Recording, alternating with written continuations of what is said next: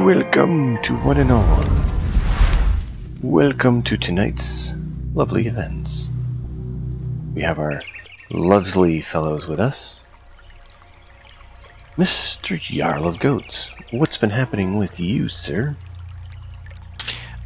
Not much different on the stream front, except that I did get invited into a Red Dead Redemption 2 roleplay server, so I applied and got accepted, and last week we debuted playing on that server. And then this weekend, I just got invited to the server that I wanted to join, which is called Wild RP. And they're basically the no-pixel version of roleplay servers for Red Dead. But it's very hard. Getting invited does not mean you get accepted in the application, and they always recommend you have a bit of roleplay footage, so that probably won't happen for a bit. Yeah. But other than that, we are running Dungeons & Dragons Death of the Deities tomorrow, which I'm super excited for. Always excited for that, dude. Yeah, we took a break because my headset broke that day. And I was frantically trying to get a replacement, and then poor Doip, because we just dealt with this stupid hot weather, snow, rain, so Doip's allergies were all effed up beyond belief, and he didn't get any sleep. And everybody was like, well, we really want him to play, so... I was for it either way, but you know how it is, DM troubles. Oh, yeah. So, we are playing tomorrow, and then Thursday's Red Dead. Friday I'm going to be doing either Medieval Dynasty or The Long Dark. I think everybody's kind of excited for Medieval Dynasty because they just came out with a major update, adding windmills and modular designs. And then Saturday is Fallout Aurora in the morning, and then Cyberpunk in the evening. Nice.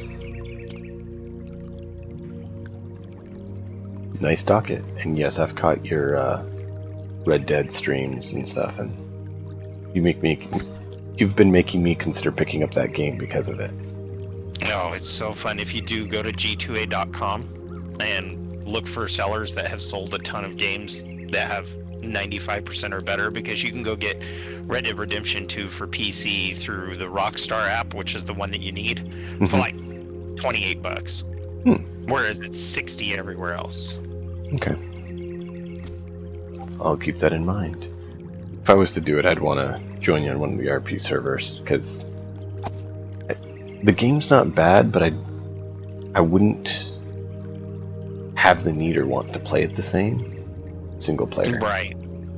And there's a lot of RP servers to join. PRC is just one of them. Wild RP is another one that's a little more for the professional streamer only group, because they have some really big streamers that play that game that sometimes have 900-person audiences, so they're a little stricter, but I always recommend just go online, find ones that's active, look at their average players and stuff like that, and then apply to their server. Well, cool. What about you, Dumpcraw? Doing pretty good. Been making some more DayZ content. Just got done totally breaking down the DayZ AKM and putting like a fun breakdown video on YouTube about it. But I do want to state that if anybody watches me, my CPU is having some issues, and it looks like I'm going to have to stop multi-streaming, so I'm just going to be streaming purely on Twitch from now on. So I just figured I'd let people know. Sorry to hear that, man. Yeah, it happens. Well, I know that. My system was shutting down. Come to find out, one of the primary things was my SATA cable decided to die.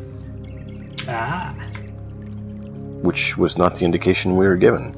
It kept saying that there was an issue with the video card for the error message.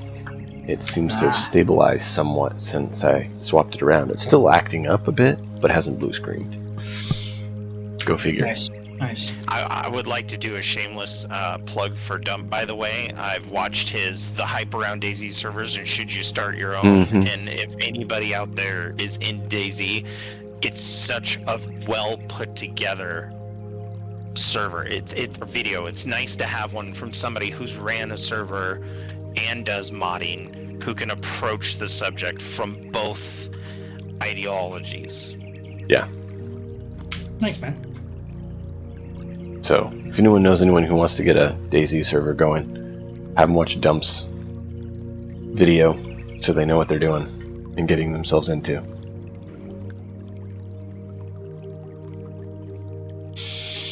Alright, now to tonight's events. Without further ado, who would like to do the recap?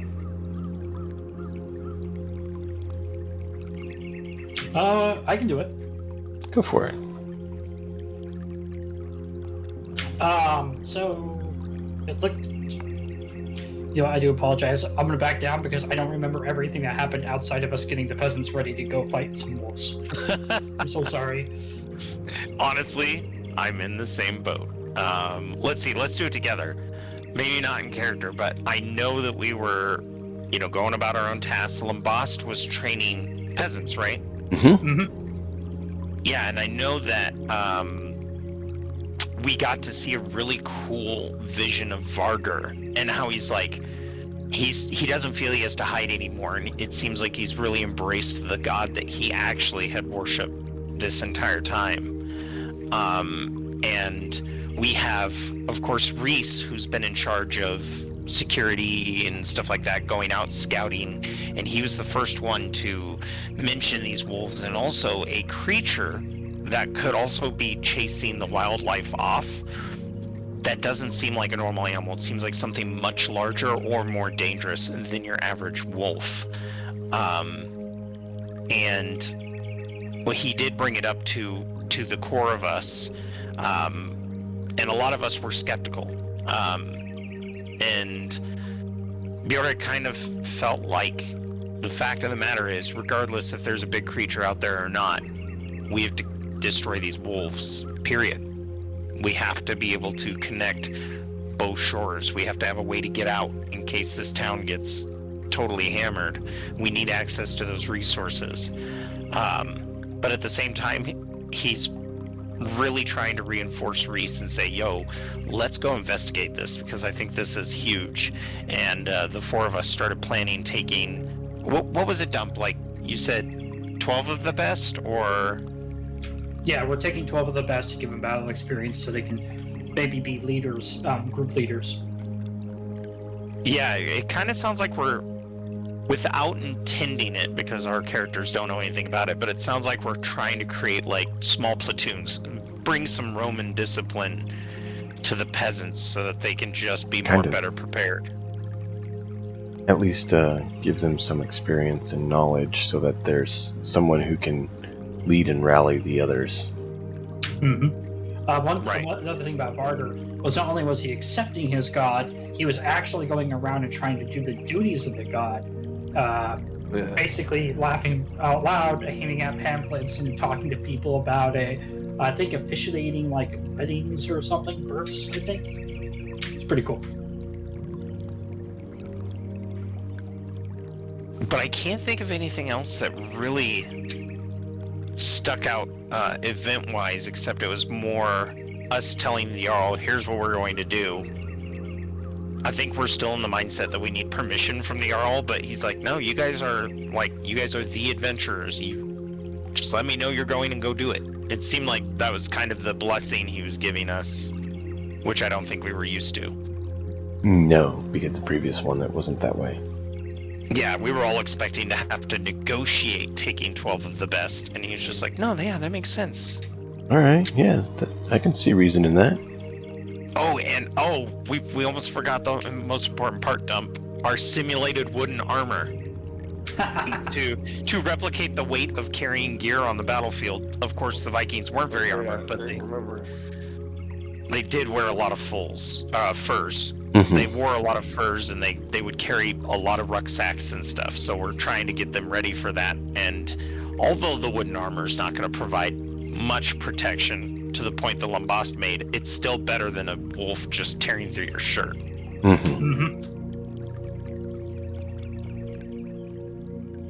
It'd and be the Jarl gave slightly. us some pointers about how to like strap it together, and then we went back and we actually made an incredible roll and got a lot of them done for the 12 in one night. Yeah, definitely. I think we were about to head out when we stopped.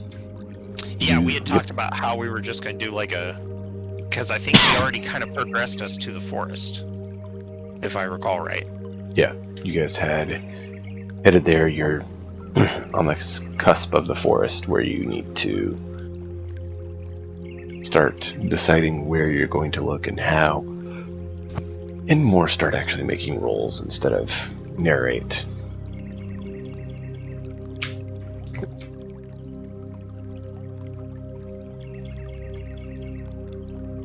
Which that's actually one of the things I'm looking forward to if we do what we were talking about before the stream, is having more guidelines on how to handle some of that stuff.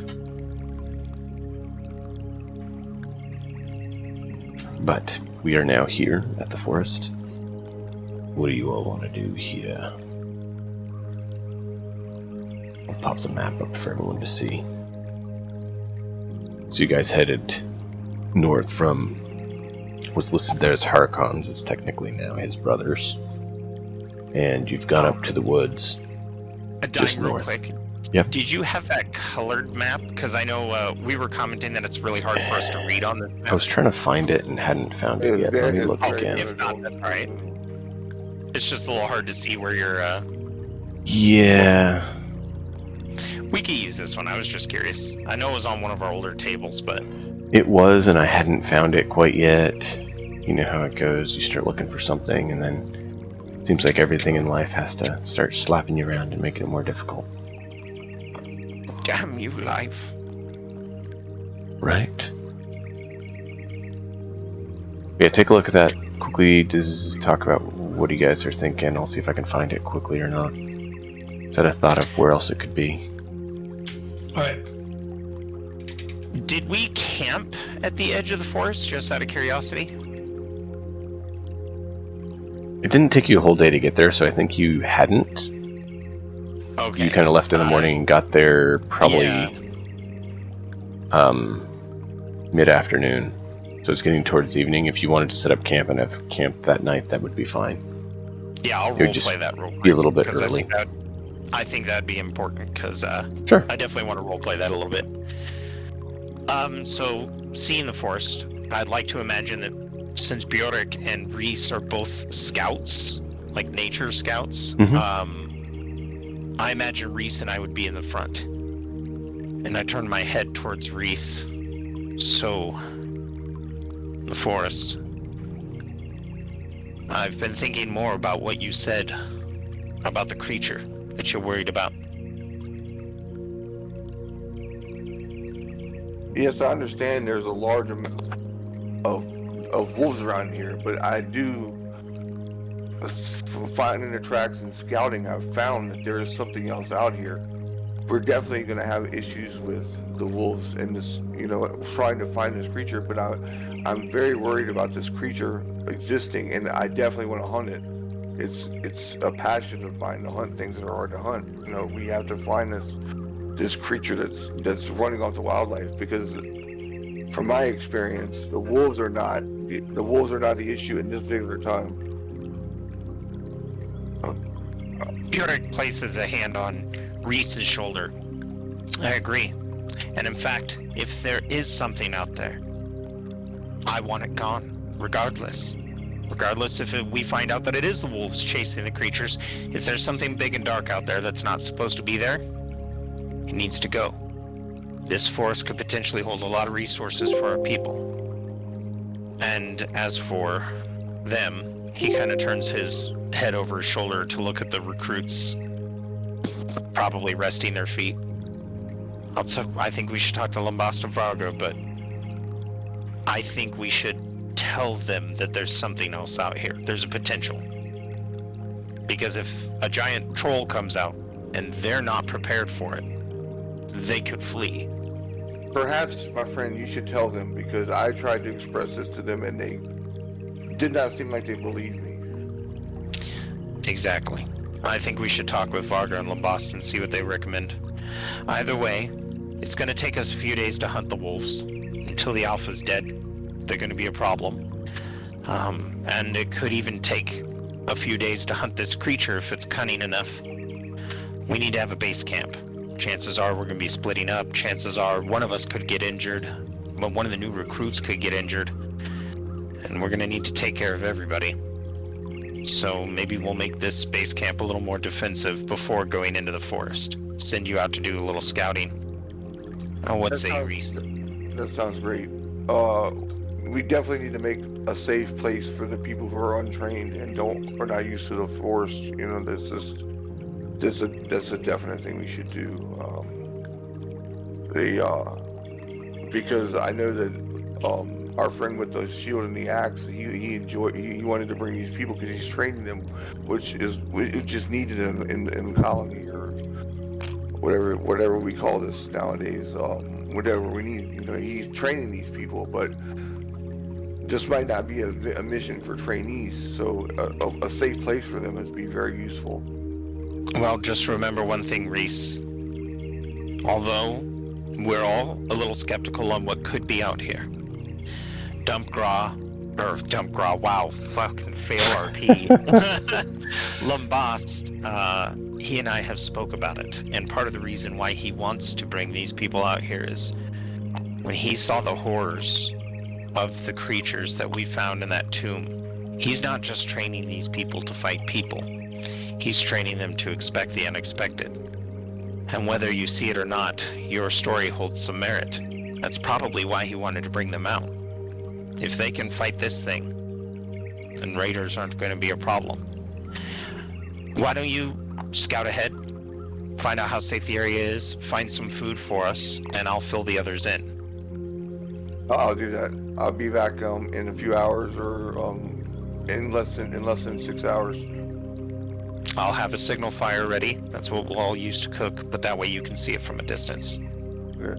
D, could you mark exactly on the map where I am? So I zoomed in on the stream if you guys are able to see it there as well. But you started in the main town here, and you traveled your way up to the woods. So you guys are somewhere in this area. Okay, yeah, me and Farrah would like to use stealth and our way, and we want to probably go out half a day's walk and make an arc out of it. Back to the thing. Just have a day's walk in, and then make an arc out of it and come back with me and Farrah just doing what we do. We just scout, looking for things, and try not to be seen. And if we see anything that could be something that we end up fighting or something to be hunted, we're gonna do the right thing and we're gonna just stealth away from it. We're not gonna try to engage it because we have all these other people depending on us now. Reese is really feeling like, you know, he's really coming into feeling that like he's not all alone anymore. It's becoming he's really engaged in this party that he's in, like these people that they can rely on each other and all stuff. It's becoming like something he cares about, which has been so long since he cared about anything besides him and Farrah. It's really becoming this big issue for him, like to try to take care of people, and especially being the hunt and being assigned to search out the game warden. I can't remember what we called it exactly, but all these things are like making him feel more human again, less than primal. And just as a tip for the players, if you're having a hard time seeing some of the details on the map, just when you hover over it, if you hold the Alt button, it'll pop up in front of your face, so you see north and stuff like that. Yep. Nice. So if you can see it, just a little arc, like kind of little arc I'm doing right here in my hand, like that's kind of like what I want, you know. Right. Can I have like 30 seconds? I gotta run to the restroom, please. Sure. Right. At this time, Bjork would like to turn towards Lambast and Vargar. Gentlemen. Lambast holds his hand up when you address him because he's speaking to the people already.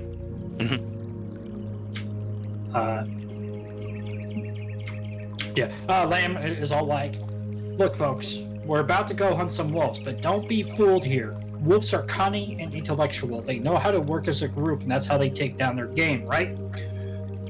I would guess the group would agree because they probably hunt for their own food every now and then. Yeah. Like, my axe is a tool. My shield is a tool. And he drops both of them and goes, I am the weapon. My mind and my body are what kills things. These are just tools I use to make it easier. If you get into a situation where you don't think you're going to win, do not abandon your fellow man. If I catch anyone leaving their post or their fellow man while they're facing a wolf or wolves, I will find you myself. Is that clear? And he like pops his knuckles. He goes, points to the two like skinniest most thing of the bunch. Mm-hmm. Come forward. They did. Looks at Bjork. Would you guys like to teach? I asked their names. The two of them. Mm-hmm. Give me a moment to pull up names. Unless you have a few. I don't know. Let's say one of them's name is Bjorn. Bjorn and back or something. I don't know. I look at How about Togi? Does Togi sound good? Sure. Do you guys like? Can you show help them go forward and scout? I know you and Rye are really good at scouting, and there should be some of them that know how to do that. We can, but that's actually why I came to speak with you first. A moment, men, and I look at the soldiers. They kind of step back, realizing by your look that you want some privacy. No, okay. Lambast, before we go into the forest, we could be out here for days. We used to hunt wolves here. They're widespread and their numbers are vast. I think we should build defensive fortifications. That way, if we get a couple wounded, maybe one of our scouts breaks their leg, we can at least bring them back here and tend to them. And should the wolves come to the forest edge to confront us like they did our logging parties when I was a child, we'll be ready for them. So are you suggesting like maybe a camp for them to fall back to? Yeah, a camp with maybe some spikes in the ground just to border it. We can have them start by cutting some of the trees down, getting their discipline and their mindset together. Okay, I like the idea. Give me a quick second. No Lance problem. steps to the side and looks at the group. Does anyone here have any experience gathering of herbs and the uses of them? A few of them are puzzled what you mean. I've done it for food. Has anybody ever used it as a poultice or a way to help stop bleeding or whatever? Possibly a venom bite, a snake bite.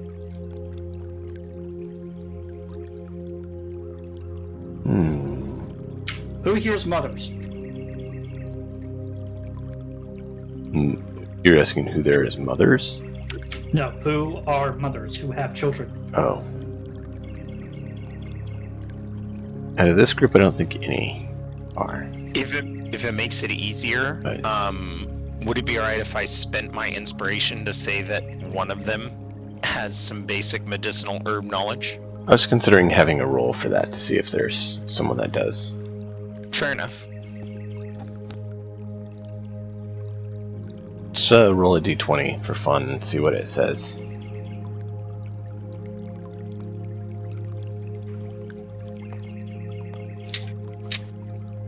Oh, that works.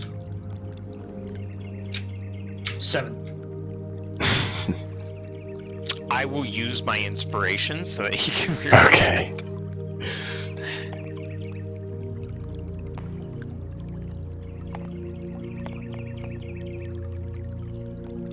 Hey, that's better.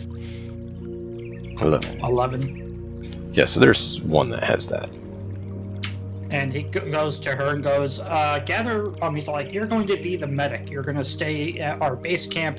I want you to go around and gather some herbs tonight and try to look for different stuff. any person who has any spare pieces of clothing, give it to her so she can make bandages. And they start looking through their stuff, seeing what they can do. Looks back at Beric. Okay, so we got one of the many things that we need to do. If we have people running away from wolves and stuff and having to fall back, we do need someone to take care of them. Mm-hmm. I agree. So, what else did you want to talk about? That's pretty much it, except you can see he's not wanting to be forthcoming about what he's about to ask you. There's... are you going to talk about Rye's thing in the woods? It's not just Reese's. Listen, when we went to the tombs, we went there to make sure there weren't any bandits. We were not expecting the dead, and because we were not expecting something supernatural, we not only got our absolute bodies smashed by those things, we were not prepared and had to come back, and by the time we came back, we lost our friend. He kind of trails off. We lost the giant. And by losing the giant, when we went in a second time, we once again were not prepared and didn't have a strategy. I'm not suggesting we tell them that what Reese is saying is true, but I am suggesting we tell them that there might be something from the gods, a test, a trial, that's not a wolf, that might be an obstacle. Maybe our scouts will not only be looking for wolf tracks, but if there is something huge in there chasing off the herds, they'll also have a keener eye for that and know to watch out for it. Otherwise, they could be walking in, it could be tribes of barbarians with nets in the forest. We don't know. Okay. That's understandable. And Lamb hangs his head a little bit and goes, I am sorry you lost someone, but fortunately, as hard as this is to say, and callous it is, losing people is to be expected in such things. I agree. And we fought a hell beast, even though we were expecting undead, not realizing a hell beast directly connected to hell would be in there. We didn't realize that Loki had a grip of that. All I'm suggesting is, maybe we just tell them that it's a fairy tale, but at least tell them that there is a chance that there's some other predator. You can leave out the supernatural if you want, but if they're only looking for wolves, they'll probably only find wolves. And if they run into something else, they're not coming back. You're well respected, aren't you? I am, but, well, maybe by the farmers, but not by the soldiers. Well, these are peasants, and most of them are farmers, carpenters, other things. So I say we be upfront with them. There's nothing worse than finding out that your commander hid something from you, even if it was to your benefit. Test their mantle. See how many wish to go home. I agree. And Bjork immediately thinks about Vigo, because Vigo kind of took over the trainees when his teacher, mentor, bit the dust in the duel. And all of those boys that were just sent off, never knowing what they were walking into, who died, you know, the fact that my adopted father's son was jumped by an ambush. If they only had the inkling that something else might be out there, they could have been ready for it. And I looked at Lambas, I'm like, you're their commander. I think being honest with them and upfront will earn their respect. Okay. Lamb walks over and stands before him. They all come to attention, kind of, and see what's going on. Goes, Come see what's everyone, going on. stand around me here. Everybody, please be standing. I appreciate it. Does he see anybody not standing? No, they all listen and come. He's all like, so, we are here to hunt wolves, as we have told you. However, one of the things that we have heard about, whispers, possibly rumors, has come to be more of a truth than we thought. There's something in the woods that's scaring off the animals. And we believe that that presence might be more of a threat than we originally thought. Or believed it was real. I want all of you here to know that if you wish to walk away from here, because the thing that we face may be stronger than any wolf you have ever faced in your life, you will have no shame. You can take your supplies to head home, and you can head home and you could just say that you did your part to anybody who asks. But know this, if we do go in the woods and we fight those wolves and we encounter this thing, you may not make it out alive. What is this Fight a thing? war. What? What is this thing that you're talking about? We don't know, but we know it scares the animals enough to make the wolves go away. So if it can scare off a herd of wolves, it's something big.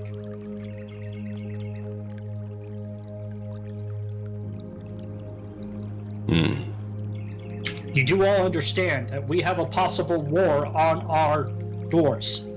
When those ships come in, if they do, they won't care if you're hiding in your fucking hut. They won't care if you're shuddering and pissing yourself. They will murder you. They will take what you have, and they will kill your family. You are nothing to them. And this beast is the same thing to you in this moment. You are nothing to it, and it is nothing to you. If we find the beast and we face it, that is how you should have your resolve. You will go down fighting, or you shouldn't be here at all. Roll a persuasion check. Before that, can I say something to give him advantage? I'm going to roleplay it, but to give him the assist advantage. What would you like to say to do so? I point to one of them. Where will you be when you die? Hopefully Valhalla. Valhalla, how do you get there? Through honor. Glory and honor. That's right. Glory through battle. Even if this giant creature tears you limb from limb, if you die with a sword in your hand, the Valkyrie will come down and guide you to Valhalla. That is the dream of every good Viking. This man here will lead you to glory. He will lead you to victory. But only if you take it seriously, only if you listen to the words he said. And when this man speaks and tells you of a threat and tells you of a danger, you don't sit there like silent, weeping children. I want to hear a hoorah every time he speaks to you. I want to hear a oh, oh, oh, and he tries to get them into the whole Lambas whole discussion. Okay. Kind of get in the mindset of the peasants, like get them hyped up for battle. I really thought y'all both did a great job on role playing right there. Thank you so much, dude. Thank you. All right. Oh, a nat 20, 22 I rolled. Nice. Oh my god. Didn't you roll a 1 the first one? That is so polarizing. That is awesome. So as you're doing your, encouragement speech there, and then you start going, whoop, whoop, whoop, they all start joining in. Yeah! Yeah! Reese, you're off in the woods scouting, and all of a sudden you hear a whoop, whoop, whoop, whoop, coming from back the direction of your camp. Oh, okay. I hide anyway until I try to get adjusted to what's going on. I want to hide first. Like first step for first things first. I hide. Mm-hmm. Farrah's gonna, circle around and see what she sees and everything, and then I'll realize that it came back from the camp direction. Do I realize that it sounded like a human? That the camp was like coming alive and as a unit, and saying these things, or It sounds like something from camp, not necessarily that you can quite hear what, but Farrah looking back could see it.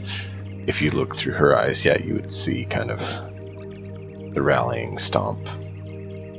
Okay, that's great. Yeah, then I'll just I'll come out of hiding and try to continue my scouting if I see anything. If I see anything of interest, then I'll just head back. Just try to make a little arc that I said that I would make. Just to come back and tell Bjorn, Bjork that we what I found. Roll a stealth check and a perception check. Yeah, there's some dice here. All right, the first one would be the stealth check.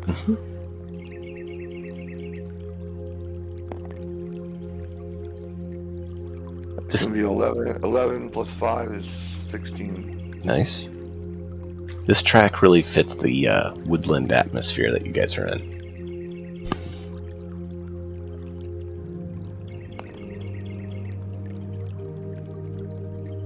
Perception.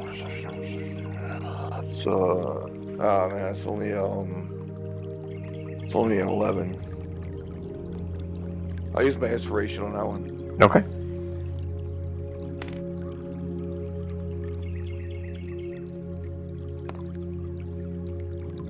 Okay, can I stay with the 7? Man, I hate when that happens with inspiration. But it happens. I do too. So anyway, so that's it. I got an 11. Okay. Or I got a 10, whichever one you want to use. So you find some tracks and discovery of there's some creatures in the area, but you don't actually find any of the actual creatures that you're hunting for. You do see a few, small game, but none of the creatures you're hunting for, to be clear. Okay. But you're able to stealth your way through and kind of circle back to camp after a while. Anything else the three of you want to do while he's out scouting? Were you going to say something, Pierre? Just that I would like to, gather berries and like maybe a small animal or something like that for the party. Just enough food for 5 people. Just to bring back some food to store to save on the rations. Just Sure. picking berries and stuff is on the way back. I mean, that's on the way through.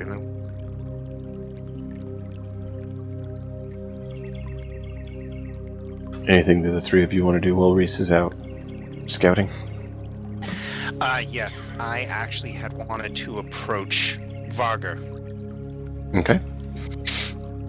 Varga, Yes. you are proficient with poisons, correct? I mean, poisonous whip, perhaps, but nothing I would admit in public. Well, the reason why I ask is because I'd like to send you out on a small scouting run into the forest. Not too far, but you're quiet. You can avoid being seen. And if you could bring us back samples of the poisonous fauna, I would like to show it to the peasants so they know what not to eat. But also, I don't know, Vaga, we've seen a lot of stuff. You remember when we went up with Mute? Up to the top of the tower? Mm-hmm. And we went up there with Hraf so that Hraf could meet those monks. You and I have experienced a lot of spiritual stuff. That old man with the eye patch, I'm still convinced to this day he was important. And that being said, Reese's claims that there might be something supernatural in this forest scaring the animals away. I fear it might come to a point to where we have to fight it cheating. We may have to bait some meat with poison to make it weak enough for us to slay it. I get you. On that topic, you had heard that the Jarl's son, Oscar's son, had headed out and had been killed by something. And that Oscar and the former Jarl Harkon Right. both had That headed was out from as our- well. And they have not Yeah. returned yet. And they did come this way. I'm gonna keep that to myself, but that's actually, I completely forgot about that. Varga, the other reason why I'm sending you is that, do you have the ability to fight in the treetops? I'm not a bird, but I can try. No, I'm sorry, I'm not suggesting you're a bird. I've just seen you do things in battle where you use your environment to your advantage to sneak up on your foes. Mm-hmm. I also saw you do it a lot when we were traveling with the brothers. I don't know if it was showing off, but you did impress those archers. I guess what I'm saying, Varga, is that if there's any advantage you can get while you're out scouting, please take it, because we may have to post watch over the course of the next few days. Understood. If we think that this is only going to be a 1 or 2 day excursion, that just shows that we've never been hunting.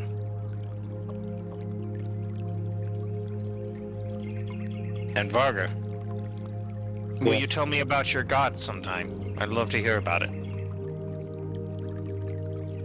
After all this is over. Understood. And at this point, I'm going to extend a handshake out so that we could do like the manly Viking forearm, chest together, hand on the back, kind of brother handshake. Yeah. And I think this is the first time Vargar has seen me do it to anybody who's not mute. Mm-hmm.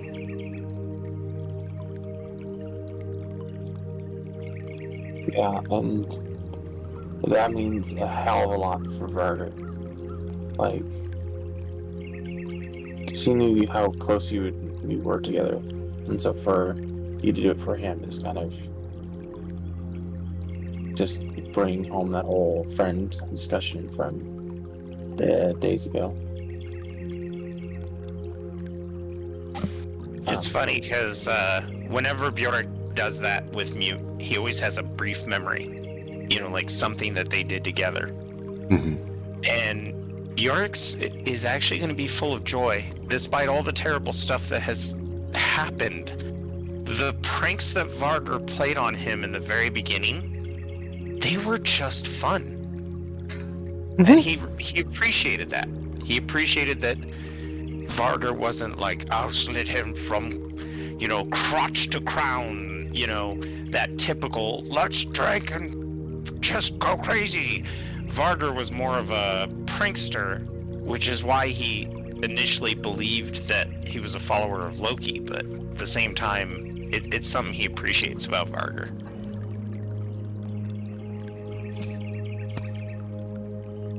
Well, you did hear that Vargar's father and where he was from are kind of disciples of Loki. But his mother is not. Yeah, I guess what I'm saying for Plaid's benefit, just to understand how Bjork views it, it's that he definitely gets the pranking aspect from a little bit of that Loki in his blood, but at the same time, they're never malicious. It's always, it never went too far. And Right. when you're a prankster, that's hard. So it's like a respect. Yeah. And so But yeah, he holds his definitely hand has. out to Vargar.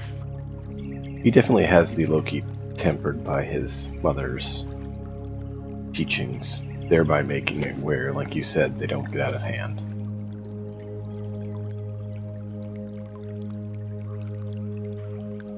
Sorry, Plaid, I know I interrupted you. I just wanted to add that. Sounds like Vargar takes your embrace and returns it. Yep. And then, almost like a guy who's just like adjusting his shirt so that in case anybody saw that, Bjork adjusts his collar and goes, "All right, you can set off when you need to."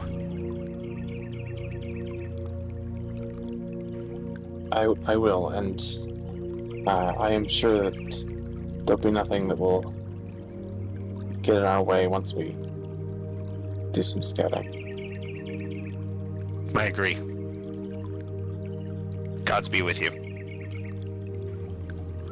Indeed.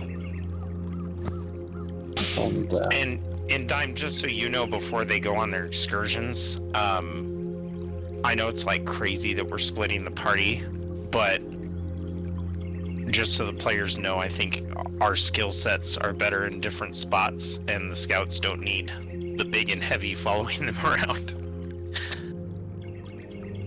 You're trying to have them scout out the hunting grounds before you move in. Right, and Reese is looking for one thing, which he travels at a completely different speed than, you know, Vargar. He's like animalistic. Mm-hmm. Meanwhile, Vargar is cunning, and he'll take in more of the intellectual, like, details, Mm-hmm. because I want to know every advantage we have against this thing. Yeah. If it's out there. If not, then we're gonna have a heck of an advantage on a bunch of wolves, which would be nice. I mean, either way. And then I kind of left Dump and I back at camp so that we have more of the planning, like what are we gonna do? What's the logistics of it all. Helping the green individuals actually set up a camp and prepare. Yeah. It makes sense. So Barter will start, going through the terrain looking for these poisonous herbs and things, while at the same time keeping an eye out for like terrain advantages. Sure. Roll a nature check. We'll need nature, stealth, and perception are the 3 things for you. All right. So nature first.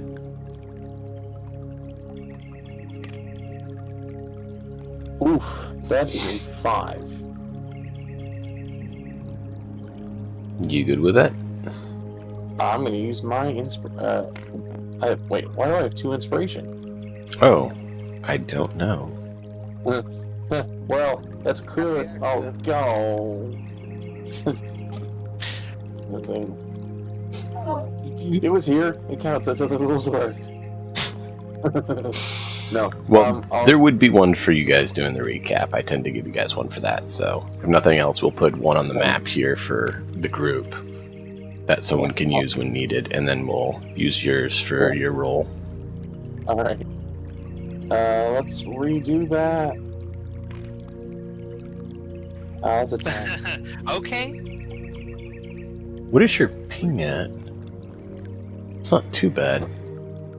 Just when you picked it up, like I saw it, it like lagged before actually moving. Yeah. I don't know. It does that. Me too. From my perspective, everybody lags. But again, Yeah. I don't keep internet at my house. Yeah.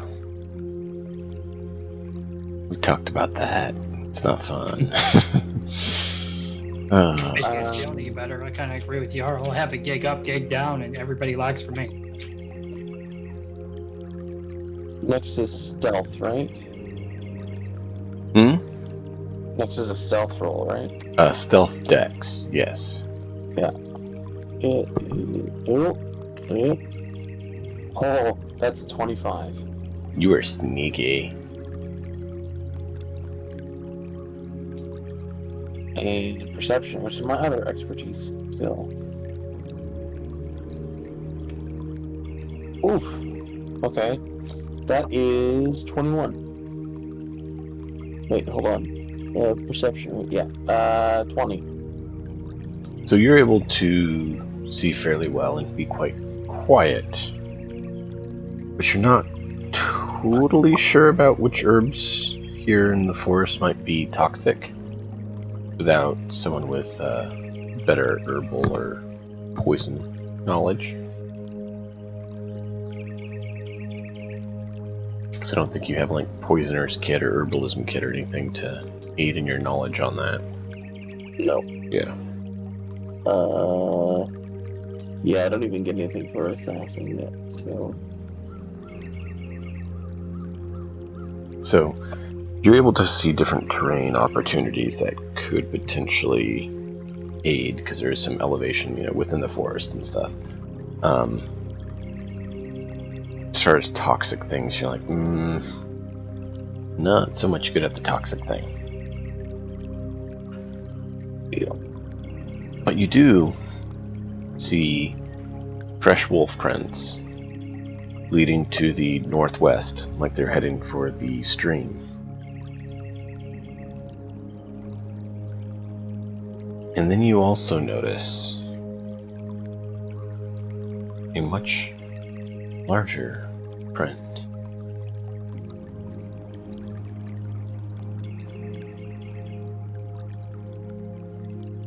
Not wolf. Not wolf. But you're not sure what it is. Does it look like? Okay. If it doesn't look like a dog's print, what does it kind of look like?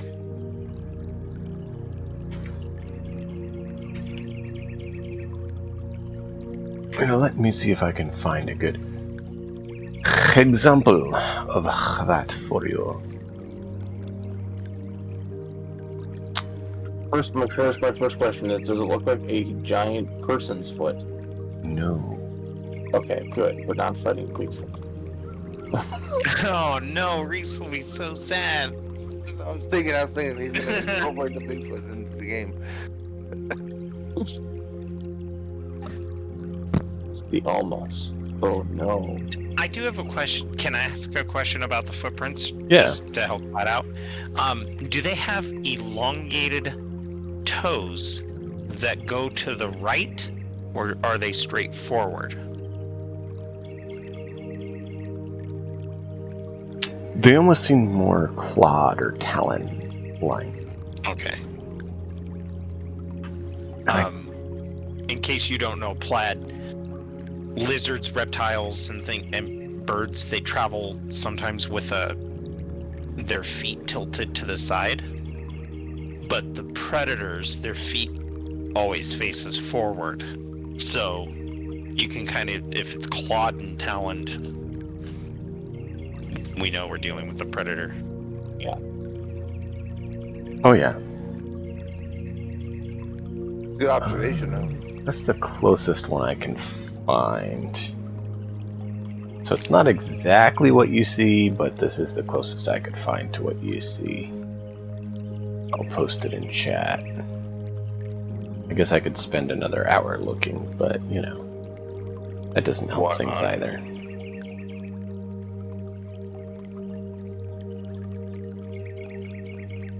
Oh. I could have done all day without seeing that. Plaid, I hate you. I'm getting out of that chat now. Wow.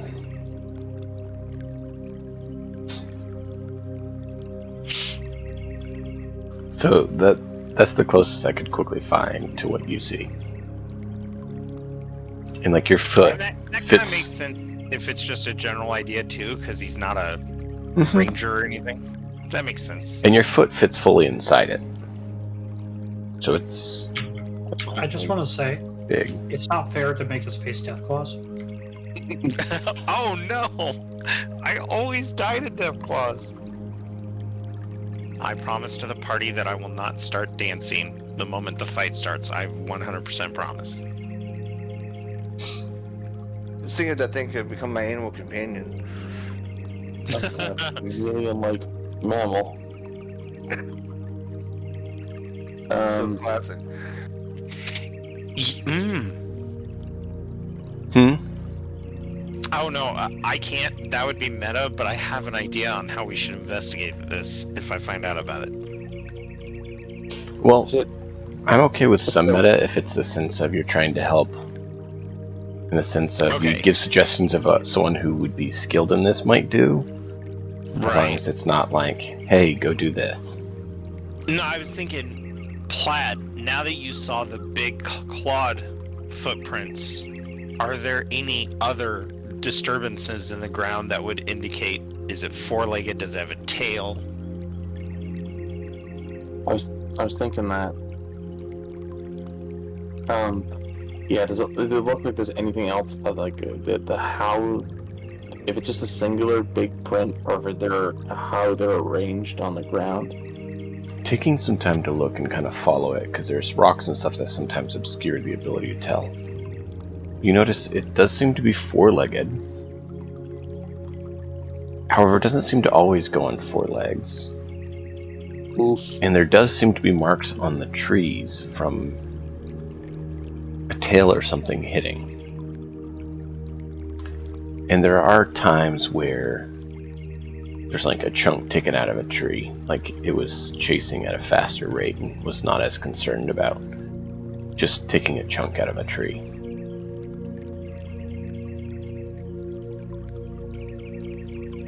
Okay.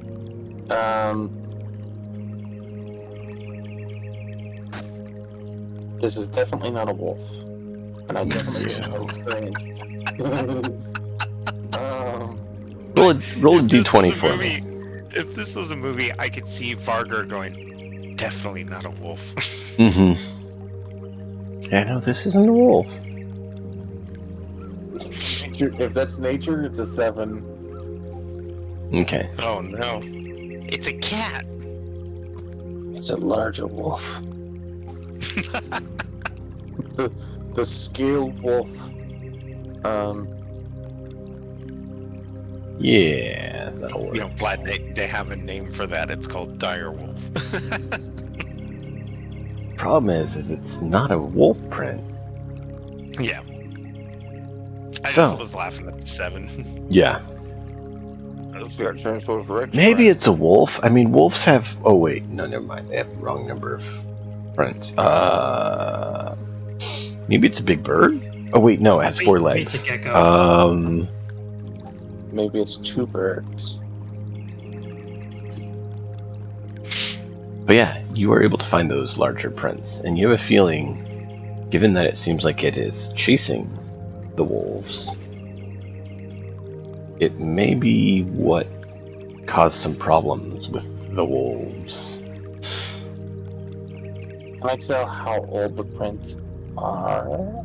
Fairly fresh, because it's following the wolf prints that you had came in. It came from the northwest into the woods and is like chasing down the pack of wolves to potentially get a bite. Okay. Against his better judgment. And he will, if I know the general direction that they're heading in, he'll follow the prints. Oh no. After a while, it's starting to get darker. You hear the sound of terrified wolves and yelps of wolves being torn asunder.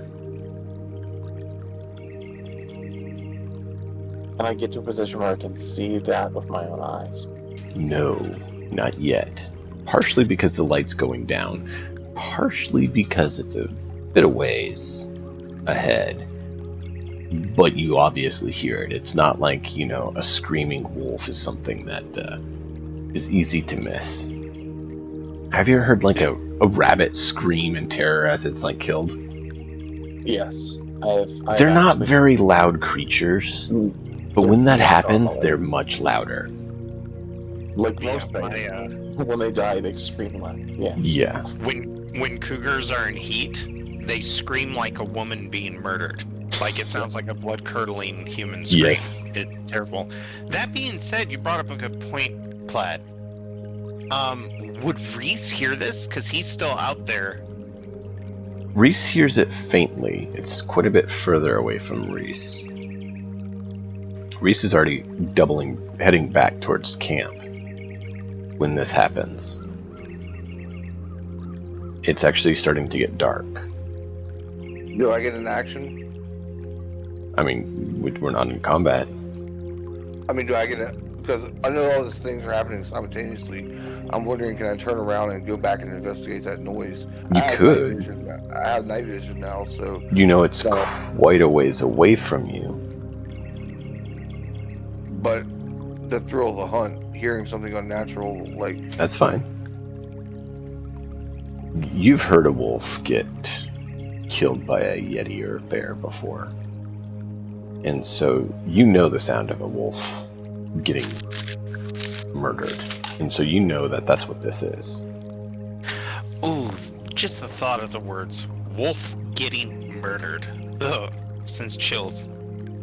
Yeah, I think that would be my play if I'm role playing correctly, because anything that can murder a wolf is definitely a trophy hunt. Jarl and Dump, let's have you roll a perception check for Lambast and Bjork, as you guys are a little bit further away to see if either of you hear it wafting over the wind. Roleplay wise, I'm not sure if Lamb would hear it because he'd be busy helping them set up camp and giving them orders and stuff like that. It's a unique enough noise as giving you a chance to. Neither of you are particularly looking for it, but it's mainly just to see if either of you happenstance pick it up. Like, I wait a rolled a minute, 7. what? You got a what? I got a 7. Oh, you don't hear it.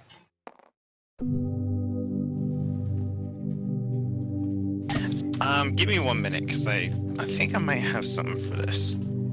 Yeah, it's called my inspiration. I use it on your. Oh, hang on, though. I might be able to roll at advantage anyway.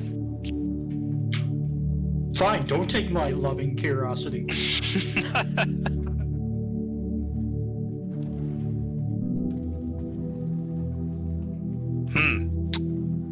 Nope. I think I am boned. Alright, use my inspiration. Thank you. Okay. I thought my new hunter's, what's it called? The Scout Conclave. I did the Hunter Conclave, and I thought it did something. My bad. Oh, good. Bingo. And this is the perception check, right? Mm-hmm. That'll be a whopping 16. You Thank guys, you, dumb. you guys have killed wolves before. This sounds worse than that. And you pick up the noise faintly on the wind. There's a slight breeze coming from the east. You hear this noise on the wind, faintly, but there. I would like to say that at this time, Bjork is sharpening spears, because it's always good to have javelins and spears for a hunt. Mm-hmm. And his ears perk up, and he looks across the camp to see what Lambast is doing with his teams. Mine's just telling them where to dig dits, put stakes, stuff like that. Getting Yeah. ready. Fortifying the camp, putting stakes in the ground. Some of them are starting to get dinner ready. I look to Lambast and see if he hears the noise. No. Okay. I'm gonna move over towards the fire. Who's all cooking at the moment? The herbalist lady is actually one of the ones there cooking, as well as a couple others helping get the food going. Okay, so they're gonna need the fire to be relatively small. I'm gonna motion for a few people around camp that aren't busy with Lambast, or maybe they're taking a break, and see if I can get 3 or 4 of them. Okay. And if I do, I'm gonna tell them, go grab some of the poles being sharpened for the stakes. We need to build a bonfire. Okay. Don't worry about lighting it. I'll use one of the logs from this campfire. They bring the wood, ask you where you want it. And then I show them about 20 feet away from the campfire. That way the girls aren't overheating. And I want to stack all of the poles that we grab to be TP style. And then fill it with some grass. And then use the, go to the campfire, pull out a log, and toss it into the bonfire. Okay. Because if these guys need to make it back, I mean, I'm confident that Reese will make it back, but if Varger ends up getting lost because he doesn't know how to navigate a forest at night, at least the bonfire will Give act them a like direction. a lighthouse. Yeah. Yeah. So it goes up and begins to burn. Reese is heading back towards the noise. Varger, you're there. You're not too far from the noise. He will But try you to- do hear the noise of wolves starting to run and panic. I hear them running further away from where I am, or closer to where I am. You would need to roll a perception check to verify. Yep. You hear them scurrying fast, though. 24. You hear some of them running south, east, But you do hear some of them heading your direction as well. Like they've split up into a few smaller packs to try to get away. And there's a small group of them, it sounds like, heading right for you.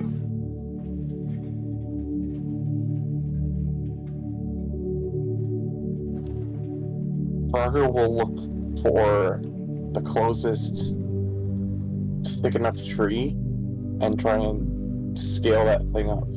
Okay. Roll a athletics check. Athletics is worse than my acrobatics, but that's fine. What? Okay. That's 20. Okay. Well, apparently your dice decided to switch on you and let you get up it. So you are able to make it up the tree, and you see barely. You see their eyes more than anything else with a glint of light. They go tearing past you in fear. They don't even pay attention to you. They're getting away from something.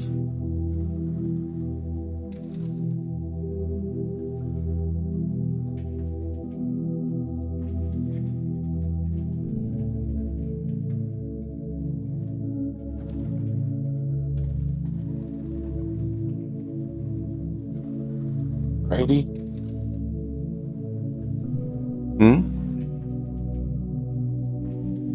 So I see them going past me.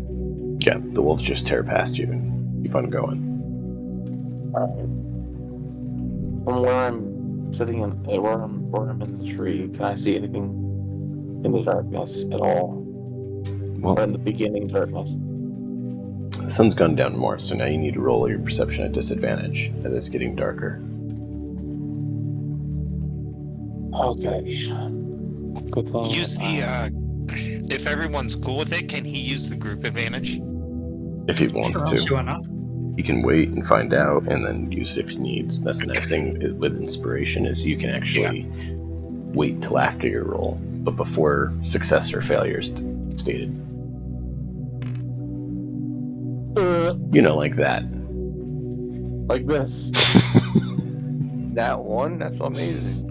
Well, Um, you didn't have to spend that group inspiration because you already had it at disadvantage. right, it's disadvantage, so it's... Oh, yeah, If it's never your mind. first roll. Yeah, whatever I roll other than one, yeah. Okay. I forgot about that. Inspiration would make it a straight roll, but still, a 1 or a 4 that you rolled would both be not so good. Yeah. You can't make it out. You think you see some motion of something large, but you're not quite sure.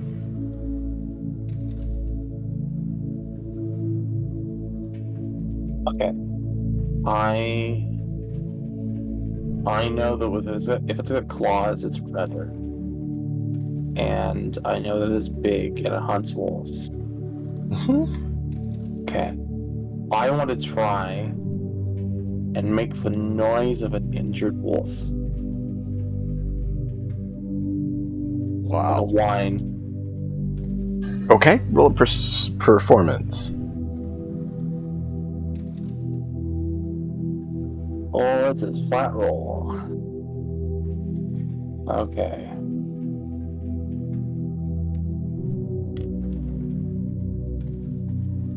$15. So you make the noise. You think it's fairly convincing.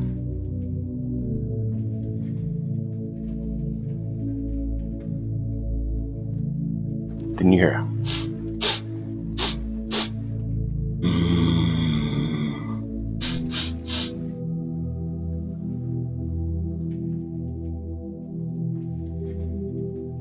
I need you to roll a dex save. Lambost, you might want to tell your people that we're going to have an opening in our clan. Just maybe get somebody ready for when Varga doesn't make it. Do you tell him this, or is this a joke? No, this is a joke. Sorry. Two things. I got a 17 on my deck save, and I have to go make a bottle right quick. Okay. Well, we'll find out how badly Barger gets consumed. Well, we let the rest of you kind of go for what you're doing at this time. Yep. Go ahead, Reese. I think it's important if you get a chance. Yeah, I want to try to find something that I would feel safe, like underneath a log where I can't really get, or inside of a hollow tree or something like that, where I can really go into Pharaoh's eye, where I can warg out and go in and try to hunt for what this noise is and what's going on right now. I need to find a safe place to hide Reese's body before I warg out. Okay. Is that Roll a wisdom investigation.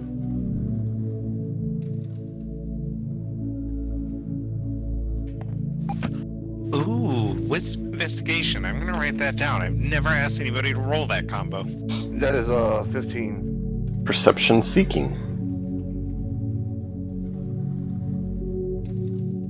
15. Do I need to re-roll something? Do I need to roll You're another able one? to find a tree that has a hollow section in its base that you're pretty sure you could fit in.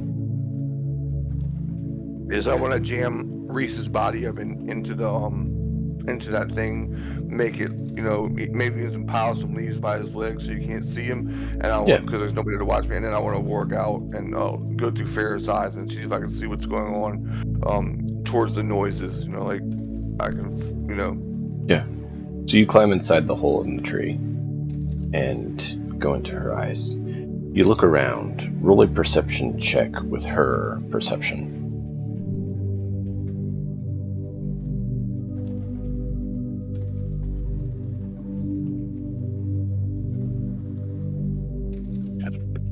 At least she's an owl and not a creature with less sight, right? Oh wow. It would have been a +7, but that's still only a 10. Do you want to use the group inspiration? I think it'd be helpful. I mean, if we knew what Yeah. we were getting ourselves into. Okay.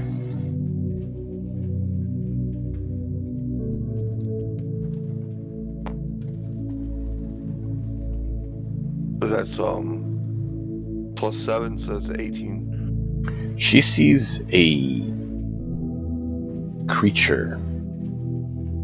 You don't know what it is, but it's large and it's white, except for the ichor dripping from its maw and the chunk of wolf fur from it as well. When you say it's white, is it furry white or is it skin white? It's hard to tell at this altitude. It's white Okay, and it's large. good point. That's a good point. I mean, if she wants to fly down there and ask it, she could do that. No, I think that she'll stay safe. Oh, okay. I mean, I think she wants to stay safe. Depending on the size of the creature, it can still get closer and still be out of reach. If that helps at all. Yeah, I'm not taking any chances with my owl. Fair enough. That would suck. I mean, like, if I lost her, like, the whole character's kind of gone. Okay, so, I searched back. Do I see Varger by chance? Yarger by chance? Or as I'm circling around, looking around for things? maybe. We will see what happens with him. Okay. I'll pass and next person. Okay. Björk and Bust. What are you guys doing during this time? I think Lamb would notice that Bjork's doing a bonfire, and he's all like, yeah, he has his reasons, and he's just going to keep going around helping people prep for it. Not the monster, but the base camp, or the basic camp. Yeah. Bjork walks over to the fire. Ladies, do you have a couple bowls ready? Not really. The non-stew's ready. Basically, kind of throwing the food in a pot. Right. Good Okay, to I'll know. wait. I was gonna bring something to eat to Lambast. Like it should be ready soon. All right, I'll come and check in a bit, and I'll grab a water skin, uncork it, and take a drink because I just helped build the bonfire. Cap It's a little bit dry. Yeah, and I'm gonna lean up on one of the posts we have constructed. Okay. How goes it, Lambast? Good. Good. We're just preparing and everything else. Why the bonfire? Well, it's night. If either one of them get disoriented in the forest, they'll see the fire and come this way. Plus, earlier, I heard the sound of a wolf out there, but it wasn't howling. It screamed out like it got hurt. So, What direction? I don't know if I have the skills to do that because I'm not in the forest. Right, Dime? Yeah, but you felt it was probably from the northeast, based on the fact that you heard it when the wind was blowing coolly from that direction.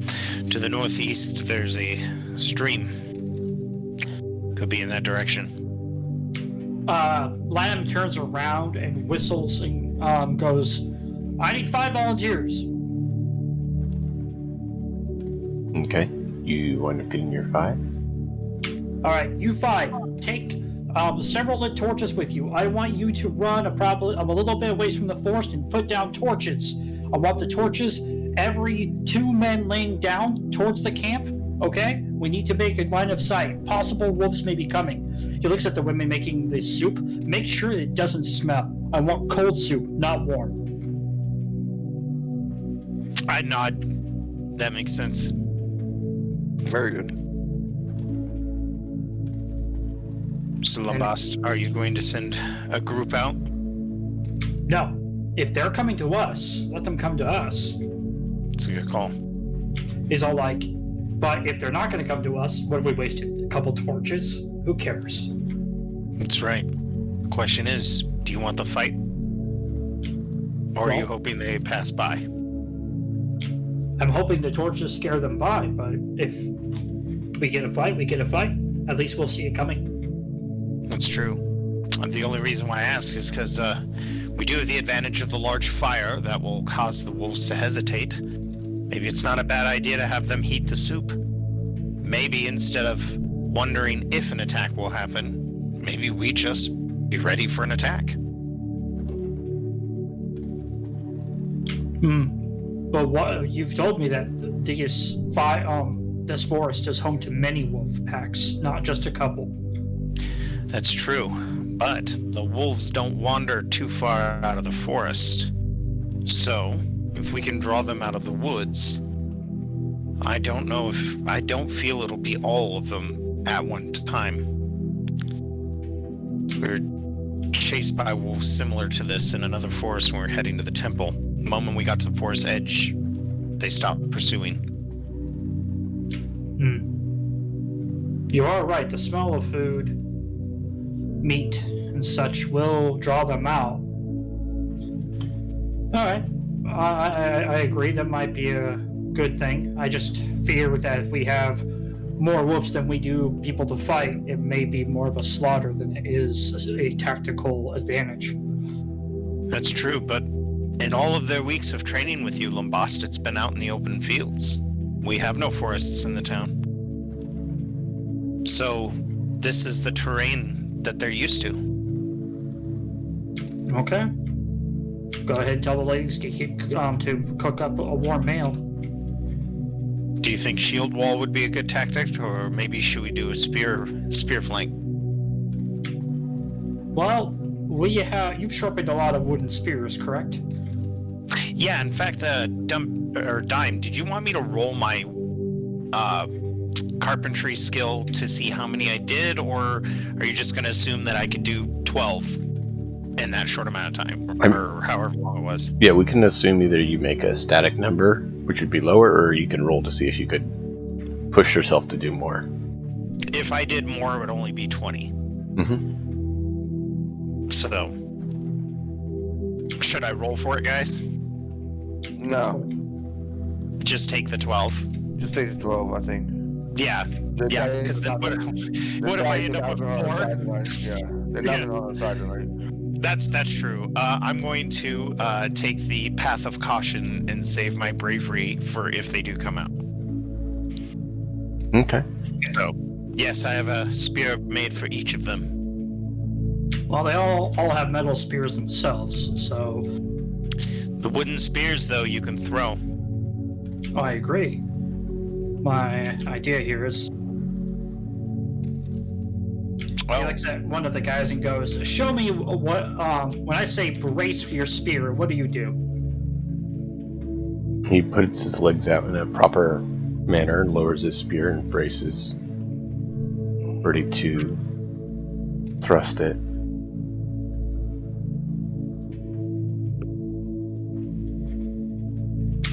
Lamb walks over and goes, "No, your back foot should be on the bottom of the spear." And kind of readjusts it. That's how you do a proper spear defense.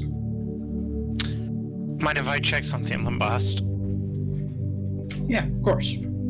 Okay. I'm going to pick up a clod of dirt, kind of like dig it out, and just chuck it at the soldier and see what he does. Throw a clod of dirt at him. Seeing it's you and it's a clod of dirt coming, he does his best to dodge to the side. Roll a attack, see if you hit him. I wasn't trying to hit him per se as Okay. much as I was trying to toss it in his spear range. So you're trying to see if he would attack it. Right, because Okay. I have a particular skill that might be something I could show him real quick. Or if he just stays there on the defensive stoic. Because either way, we could use both strategies. It depends on how you're throwing it then, or what you communicated.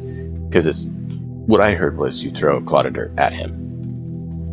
Yeah, so basically think of it like me going, hey, catch, without saying catch. I'm just like lobbing it in a parabola like a rainbow. Not at him. I want it to land in front of his feet, and I'm more than willing to roll for that. Because I have pretty good, well, athletics, I would imagine. Mm-hmm. So you tell him catch, or what do you say exactly? Nope, I just chuck it. It's almost as if I said catch, but I didn't. I just looked at him and threw it at him. But Roll I it. can make a roll if that'll determine if he hits it. Roll a d6. Okay.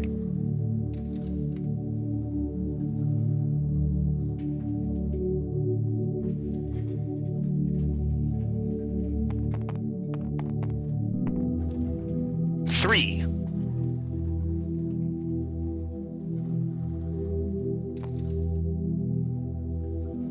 Not understanding your intention, he's kind of a readied spear position and takes a step back to basically ensure that it missed. Yeah, I look over a little boss. Defensive. Andy held up his block position. Took a proper step back. Are you just trying to test his defenses, or what? Well, there's two types of spear fighting. And I stand. May I? And I'm going to talk to the peasant. May I show you something? Yes. And then I'm going to look towards Lambast and hand him my tomahawk. Mm-hmm. And I go, don't throw it at me to kill me. Just throw it at me. The wolves aren't going to be traveling as fast as a man can throw a tomahawk. And what I like to do is when Lambast throws it, I'd like to use my ability where when a target comes within 10 feet, I get an attack of opportunity, and I want to try to whack the hatchet out of the air. And if I miss, I know where it's going. I take the risk. Okay. Okay. So, I throw it at him a little bit. Should I roll, or because it's I think you might have to. Maybe Yeah. the higher the roll you get, the less difficult it is for me to smack it. I don't know. Yeah, it's basically you roll to see how well you control it. Okay. And then let's have Yara roll for Bjork on how well he is able to make the That attack. is a 2 to hit, so that's a 17. All right.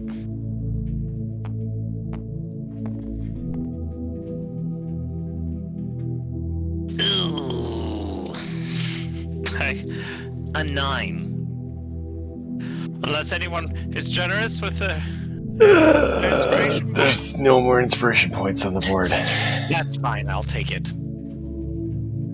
It doesn't hit you because it was aimed well. But mistiming it from a thrown item and a actual creature moving forward, the timing's off a bit, and the tomahawk's handle hits your hand. I go, ah! Now, what did you learn? Don't have someone throw a tomahawk at you? What I'm showing you is that there's a lot of disadvantages. It's night out. It's hard to see. Don't take the offensive first. You saw how you did back away from that clod of dirt, right? Yes. The moment you take a step back, the creature misses you. You take a step forward and attack. Okay. So, I hold up my shield that I have that I just carry with me. I don't really use it a whole lot. I'm going to step towards you. I want you to evade the shield when I swing it at you, and then I want you to try to hit the shield as fast as you can after you dodge it. Okay. And then I nervously look at Lumbas because I basically BS'd my way out of just saying, oh, I missed the axe, shit. Lamb kind of smirks and goes, cool. Sorry, my cat's playing with a bag. It sounds obnoxious. That baggage. I'm just gonna walk up and shield bash him. Okay. Roll your attack.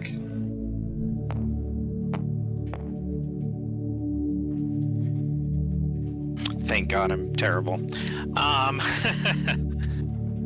That, my friends, is gonna be a 12. Okay. Now roll an armor save.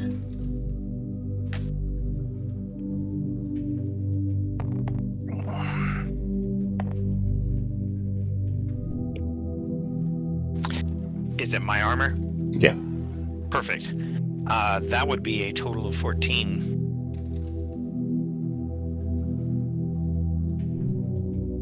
Okay. So you step in and swing, and he kind of steps out of the way and moves it out of the way and then hits you with the spear, but without puncturing. Just kind of a thwack.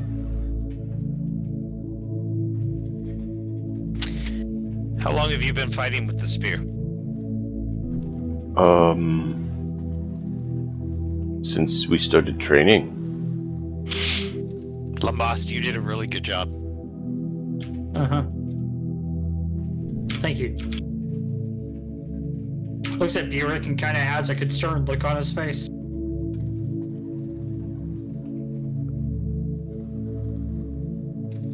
Why don't we do this?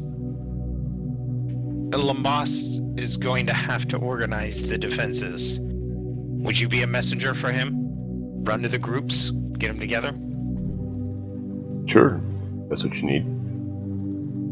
Why don't we just have everyone gather here? We're gonna go over what's called a spear wall, okay? Go gather everyone. He goes and starts. Burek here needs some Bringing good it up. ideas. Bjork kind of laughs because it sounds like you're like, no, we don't need him to do that, and then you send him to do it. Go get everyone. I just, rather than have him deliver a message to every single person, you know how telephone works. That's true. Good point. Thomas Edison was a genius. No. Goddamn Thomas Edison. So, eventually Alright, you gather everyone. As you're getting ready Alright. to start, One of the ladies comes up and is like, you wanted the food? To Bjork, and has 2 bowls for the 2 of you.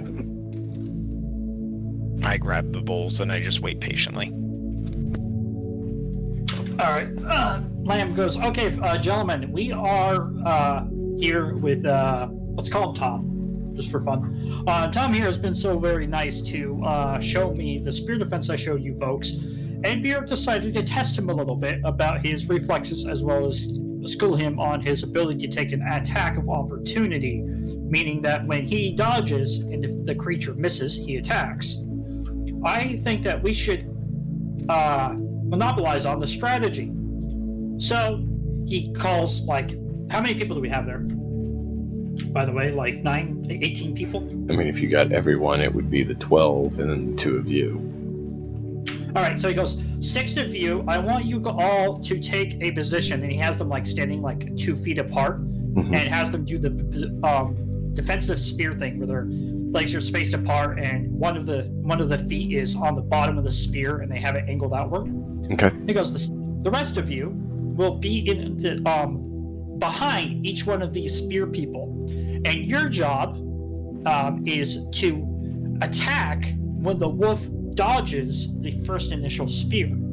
So he's all like, I'll show you for example. He grabs a spear and he stands behind one of the spearmen and then looks at Bjork and goes, come on and try to attack me while not getting stabbed by the spear this gentleman's holding. Oh, hang on. Act like a wolf. This isn't gonna work.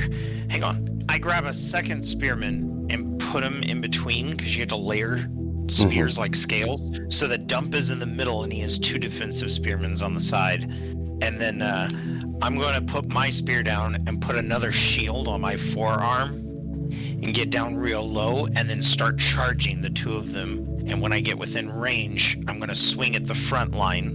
And then if I miss, Lombast will have an opening. Okay. I assume that's what you wanted, right, Lombast? Mm-hmm. Okay. Essentially, the wolf jumps forward to attack, but has to dodge because the spear will hit him. And Right, then, and I am jumping. I'm gonna try to do that. Should I roll an athletics check first for it? Yeah. To see how well you do.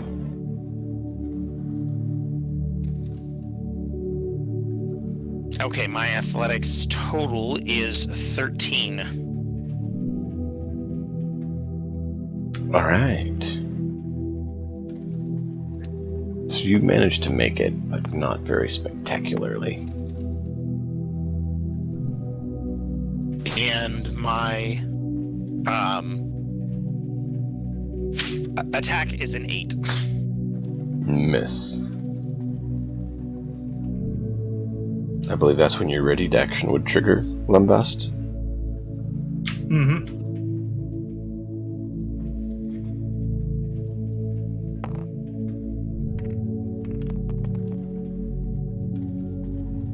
$17 to hit.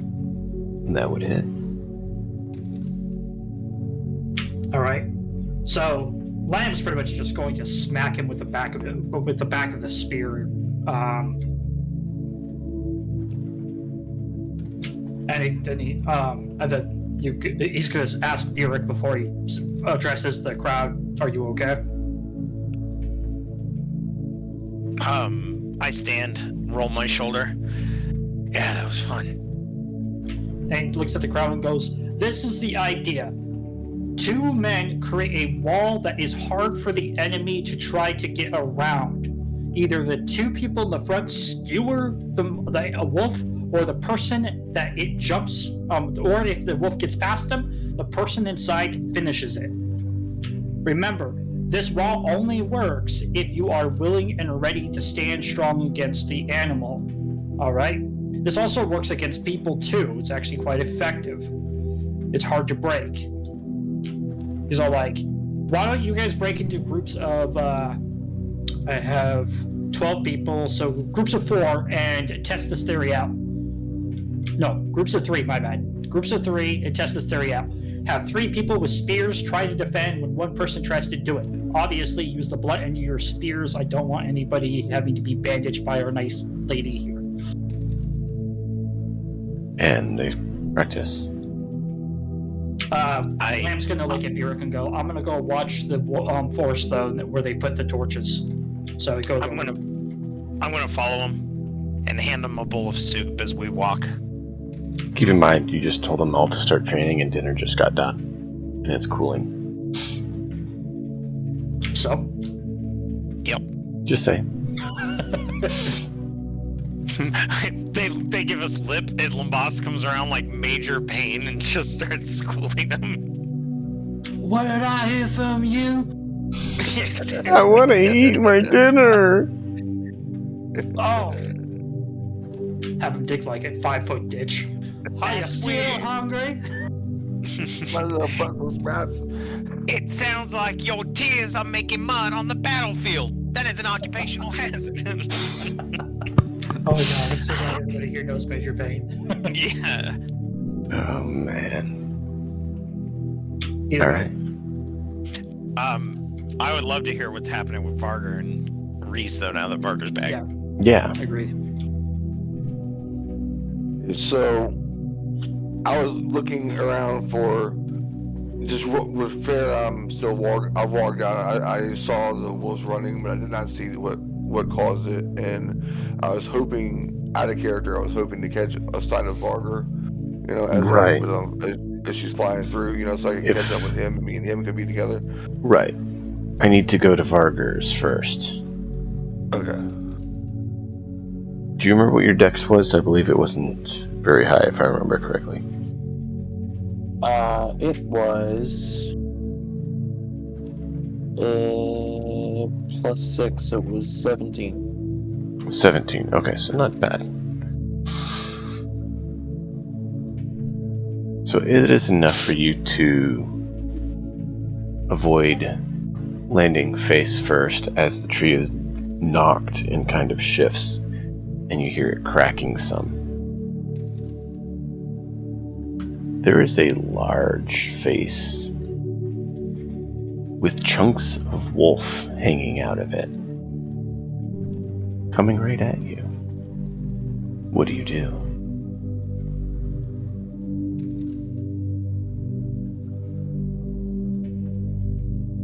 I jump out of the tree. You're already out of the tree, you just got knocked out of it. Oh.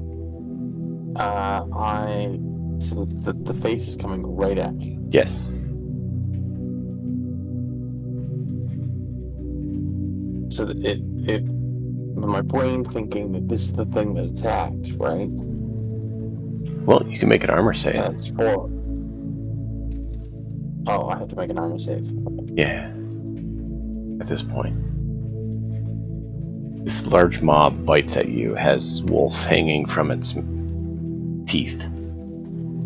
So, probably what killed the wolves.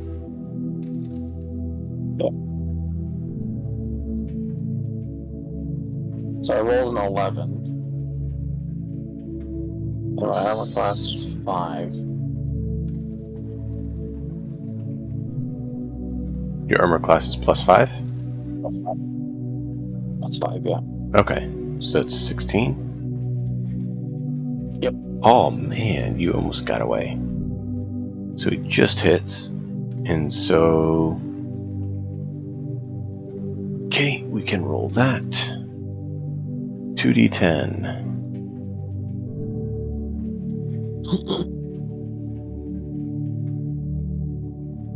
You want to roll 2d10 or you want me to?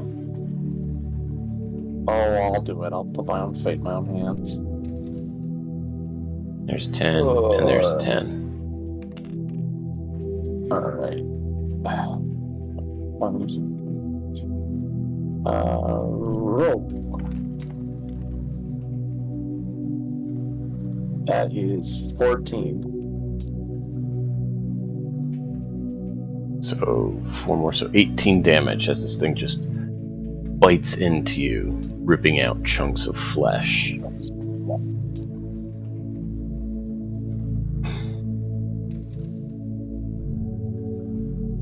I also would need you to... where is it? Nope, never mind. They don't have that. Interesting.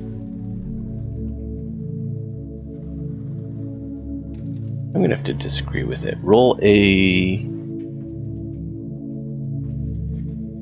charisma save. Okay.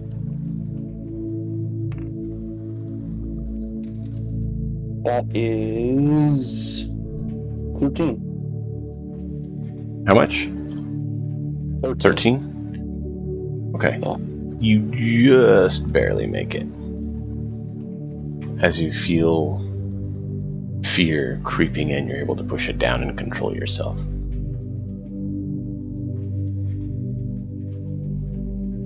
But you have a feeling you probably don't want to stick around with this thing.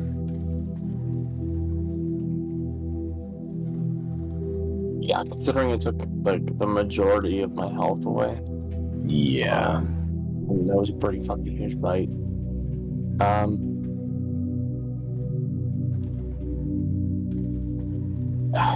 But if I know if I fucking run like in front of this thing, it would probably catch up to me. I mean, you already know it's going to try to eat you based on what it's trying to do. So I'm gonna try and tumble between its legs. Okay. Roll a acrobatics.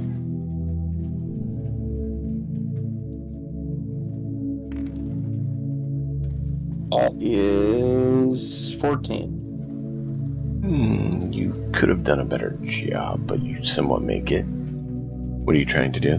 Just tumble past it and run? Tumble past it and then use my cunning action to dash. Okay. So you were able to do that. So that basically would give you a double move. Yep. So tumble at 60 feet. Yep. You hear a loud roar of fury from this thing. As it's not happy, its dessert is deciding to flee the dinner table.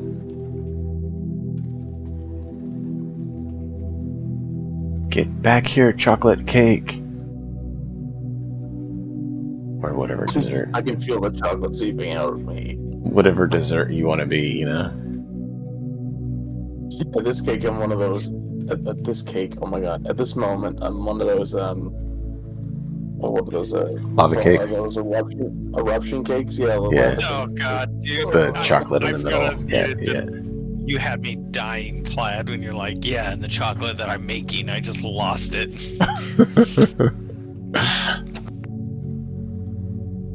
Nice. Alright. So you are booking it. This thing screams in anger and turns and starts charging after you.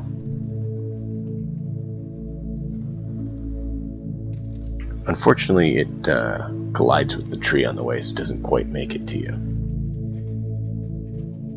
But you have a feeling it's moving faster than you can. Yeah, I had a feeling. If it wasn't for being difficult terrain and slamming into trees, it can see okay. It's just bigger.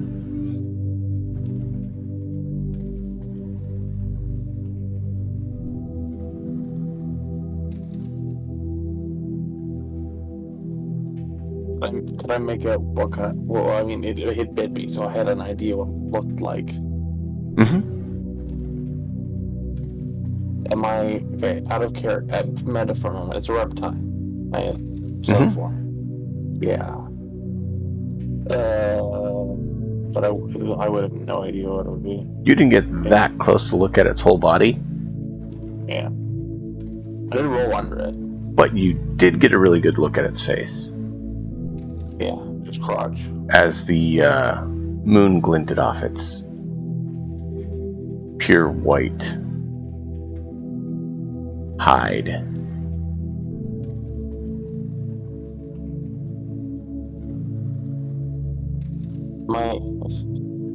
It was an alligator. Yeah, it's an albino alligator. Really? Is that what I? No, I didn't say that. Well, so Being it's well, sarcastic. Well, technically, you just did say that, but Well, you know what I mean. it's that white bird thing from Monster Hunter. Oof.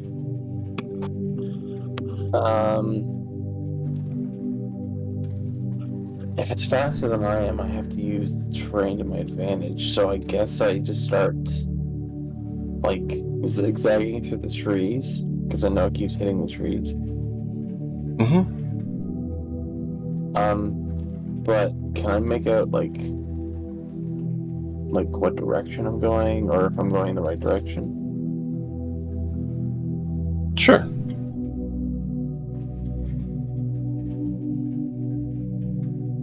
Okay, that would be perception, I guess. Why is it not working?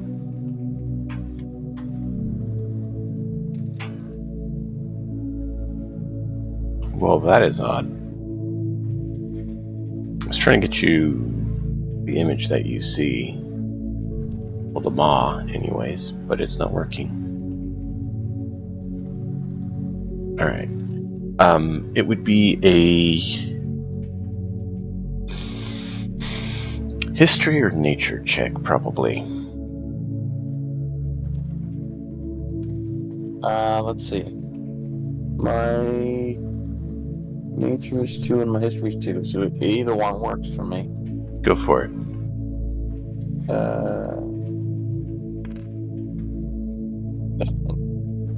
Oh no, 4. You think you might be heading the right way? You're not totally sure? Yeah, maybe the bite I took is kind of I mean, disorienting. it hurts pretty bad. I took the majority of my It only took most of my health. It's not bad. Well, because of the direction that the sun was setting, couldn't he get advantage on that roll? No, because he's also running in panic. Okay. I'm gonna die, I'm gonna die, I'm gonna die, I'm gonna die, I'm gonna die!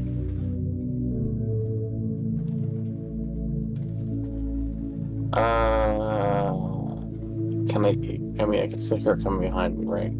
Oh, yeah.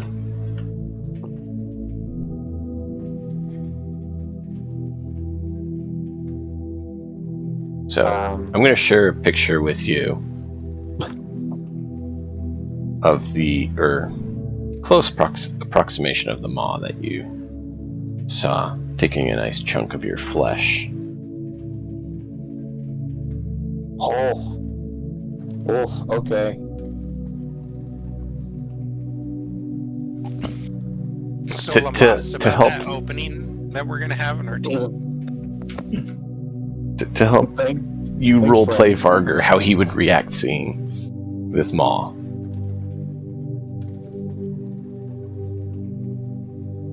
I mean, he's running, but he very clearly shit himself. Because that doesn't look like anything he's ever seen in his entire life. And the only thing he's ever seen of that is on maps. When they tell you not to go someplace. And that's exactly what it kind of looked like.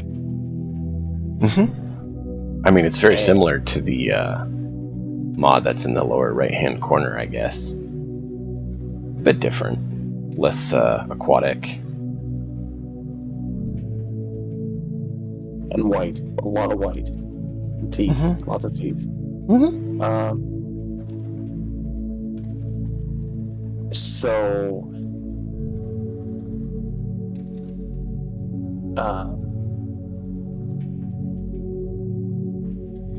if this is faster than him and he doesn't know where he's going,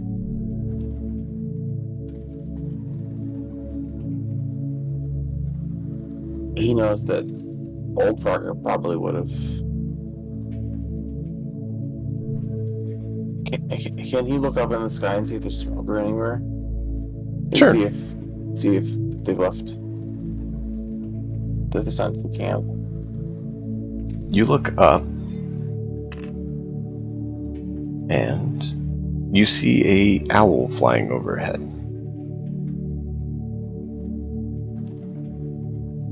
A familiar one. You also, with that roll, are able to see a bit of a glow to the southwest,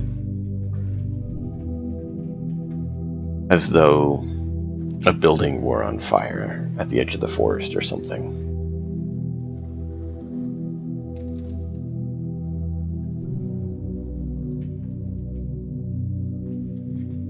I will try and wave down that owl as I am running and Okay. zigzagging through the trees. Sure. Okay, so Looking through as your I- owl, Risen does see this figure running through the woods, holding his side,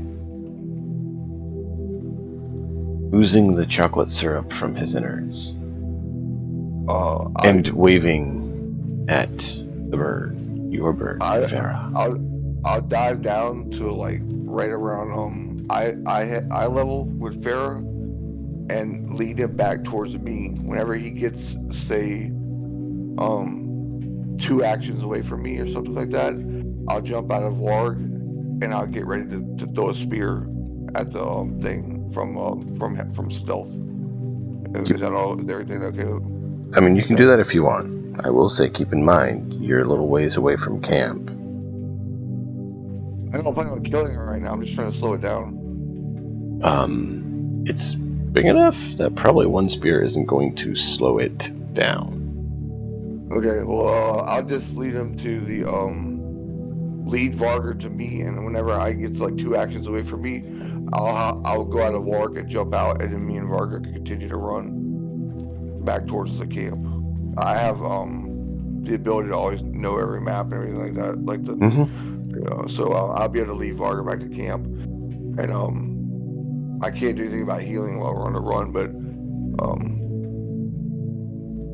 that's it. Yeah, that's what I'll do. I'll just let Farah go down almost like a quest tracker on WoW. You know, you just lead him right to where he needs to go with me, and then she'll run and jump on my arm. I'll fall at the tree. We'll pick ourselves up, and me and him will continue to run. I fall back and make sure that he stays with me. So I don't run faster than him, just to get us back to camp where our friends are. Okay. So, Varger, you see the owl flies down in front of you, looks back at you like it's making sure you're following it. Is that what you do? Yep. Okay. I need Riz to roll a survival check. This will determine if you're able to navigate well enough to help Varger navigate between trees that will slow down your pursuer or not. Because it can run faster than you. 18 as a 20. Okay. So you're able to navigate faster than it through the trees and slow it up just enough where it's not quite able to grab.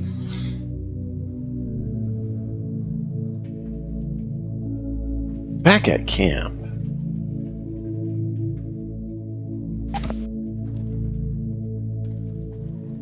your people are kind of finishing up their drill, and they start eating. And you guys hear in the woods the sound of like trees being smashed and stuff in the far distance. I look towards Lambast like, I'm not the only one hearing that, right? Lamb goes, yep. You Should we hear let him eat or put him in position? Not a me. you're fairly certain it's not wolves, but you're fairly certain, like Lembus said, they also wouldn't hurt for them to have their energy to to fight. So it's one of those things, you gotta weigh your costs. I'm going to stand at the edge of the forest. I'm not going to go inside. And if I see something that needs to draw our attention, I'll use this, and I hold up the horn that I have for my faith. Okay.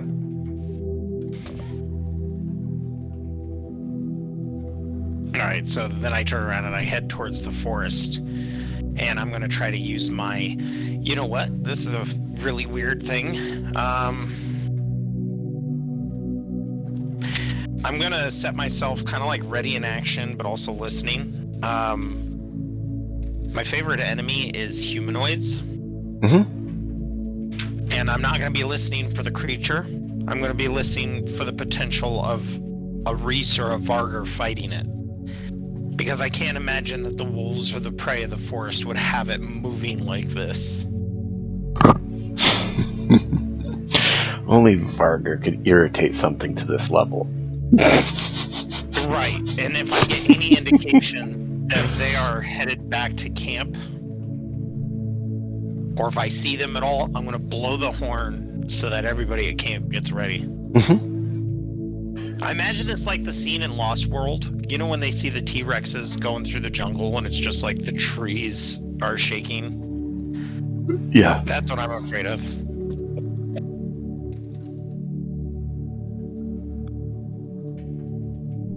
Which, if it was light enough, or you were close enough, you're close enough, you probably would be seeing that sort of thing. Right. Not quite to that degree, because it's not quite, full-grown T-Rex size. But it's not small.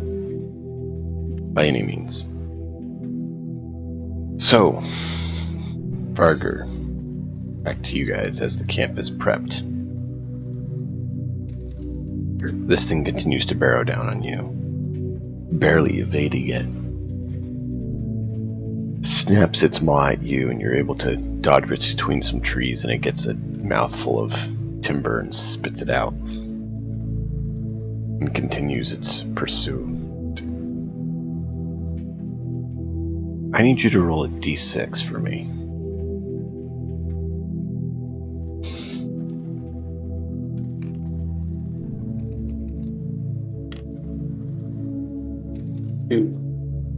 Oh, good. For you, not for it. You hear it trying to do something behind you and isn't quite able to. It's like... and continues barreling after you.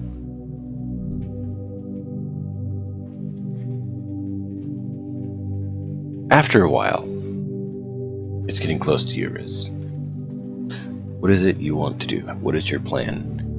Based on what you've seen through Pharaoh's eyes, you know that on open area, this thing will overtake Vargar.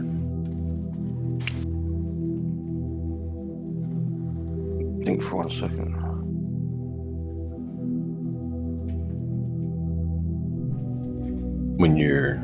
Before you swoop down with Farah, you did see the bonfire at the camp as a beacon. Alright, The advantage of bird's eye view. nice, huh?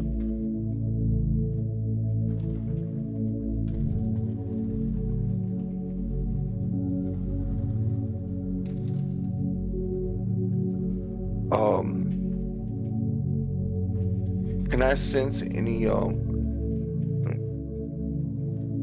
communicate with beasts of knowledge? Can I sense any kind of wildlife around me when I come out? Whenever so Farah knows her job. She knows to leave it back to me, so I can come out of the warg state now, and I still have a few seconds, like a second or two before Vargar gets here and the beast behind him is chasing him. Do I sense any other animals around me? What sort of animals are you trying to find? Just like any wildlife, so like a squirrel? Preferably a wolf, but something Oh, a decent size, like a deer or wolf? No. Something like that. Nothing of decent size. There's no medium-sized creatures around. Not for quite a ways. Okay, this is the only thing I can think of doing. I will burn one of my primal points to dash to Varger and throw him over my shoulder, and then use my sprinting ability, which lets me run 60 feet faster, and then put him down, like to give him an extra, say 30 feet or more lead on the creature. Okay. So I burn one. I have 4 primal points to burn one of them. I dash to Varger, pick him up, dash again using my legacy fucking ability of sprinting, put him down, and then we both start running at normal speed. Okay. I really don't. I couldn't think of anything else to do to give Varger an advantage. I don't think It gives you a little bit of space, but it's still going to catch you before you get to camp if you're out on the plains. Did you go out on the plains, or you're running through the forest? we're running through the forest. Roll it. Roll a what? Roll survival to navigate this section of the forest.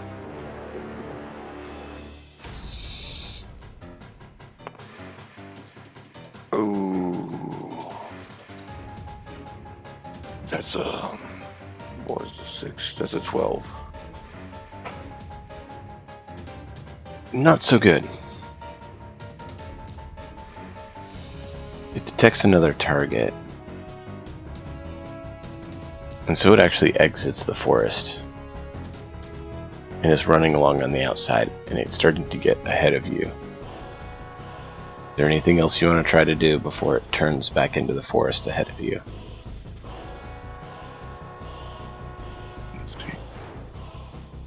Varger will, because he knows Reese is running with him, Varger will look at Reese for like a split second kind of thing and say, they need to know what this is like so they can defeat it. And if it's going to get ahead of us, I need to save my friends.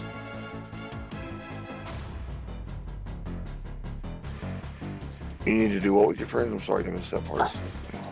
I can't remember.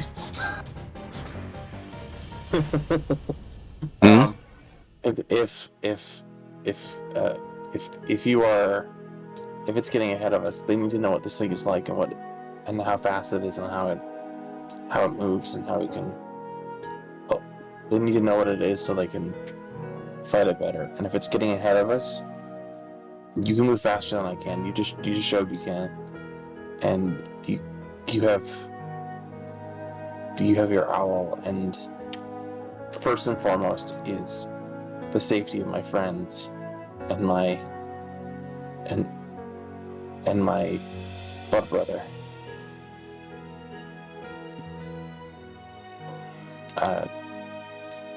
Go the other way. Not distracted. I won't do it. I have an idea though. I just had an idea though. I can send Farah to go get Bjorn. They need to be ready.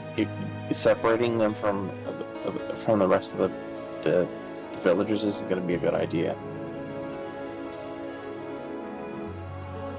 I need to protect my friends. You really put me on the spot now. I don't want to like lose one of my only human companions I've had. You know, like it's okay, Reese. We're family. We'll see each other again.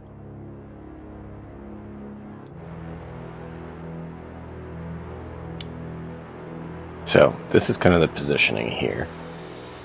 It's not actually what it is, but, you know, it's the closest thing I could find within a second. Let me get this as a placeholder.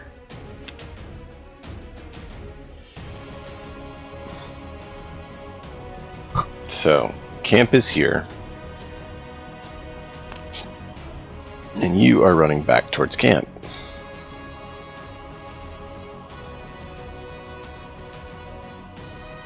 Whoa, that's not what I said to do. Hey, that thing is big. Yeah, no, it's Oh wow! It's- It was over 9,000. right. You know, it always completely cooperates with you and does exactly what you want it to. There we go. Just to kind of put pieces on the board to have a little bit of an idea. The one to the left most is our camp, or which one's Yes. our camp? The fully armored dude is the camp, to make it kind of clear, that's the armored position. The other guy is you running from him, and then of course the beastie is the beastie. So does it look like we can get to camp now, or the beast is gonna catch us? No, you have to remember this is zoomed out based on the fact that you're bigger than a tree, and I don't think you're bigger than a tree. No, I'm not for sure. So no, this was just indication of kind of wherever. placement. So this I is got you. charging right up behind you. Just put it this way too, you're far enough away that I can't see it. Yeah, not yet.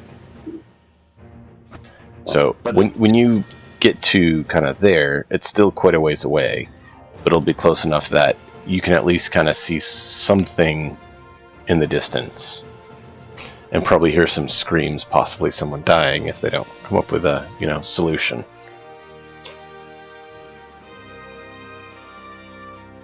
All right.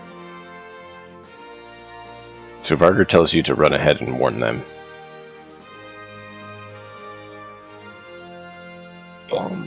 That's what I guess.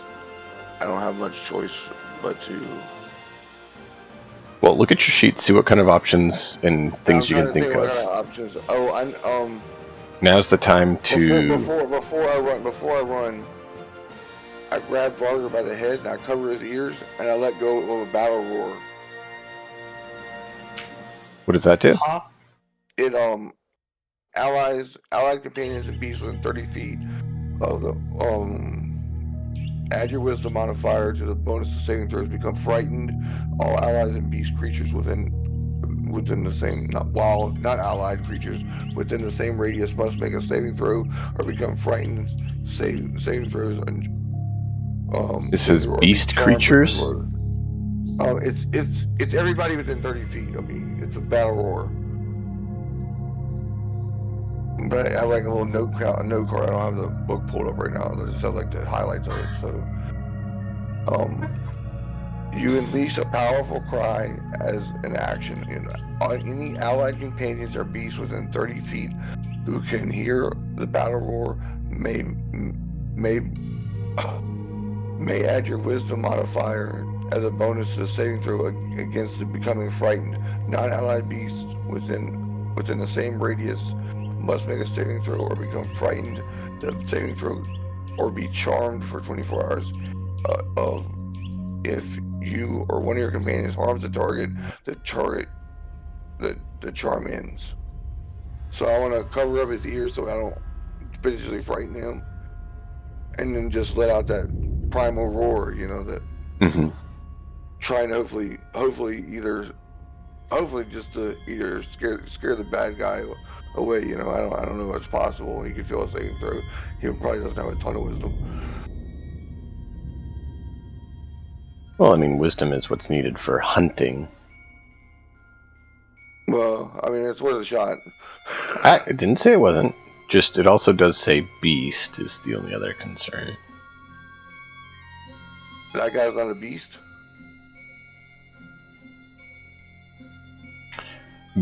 Beast is a specific type of creature that is a I thought creature. Like, you are a I did humanoid. I did not know that. I'm sorry. It's okay. It's not going to apply to him. It doesn't really matter.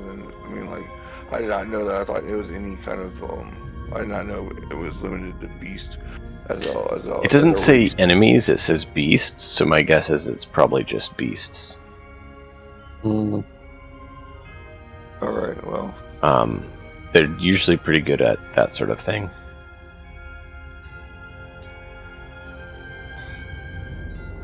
There you go. We'll set the mood a little better. To be fair though, Ooh, that's a little too If you- bright.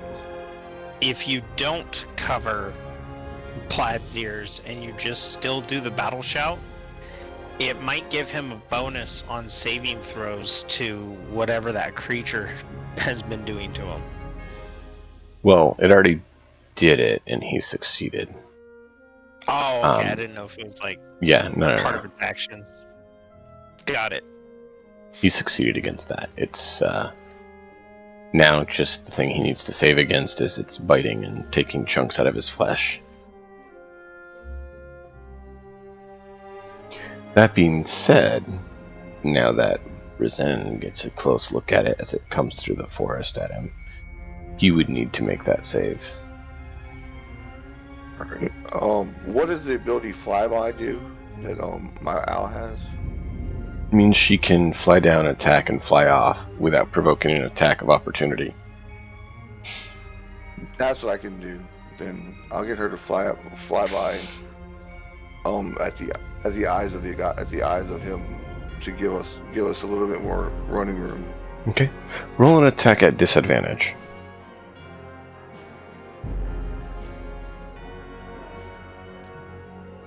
You'll hit either way. With its size, it's just how accurate of getting the eyes it is. I rolled a d12. I'm sorry. Okay. I got what was that? A 15 on one of them. And then... Yep.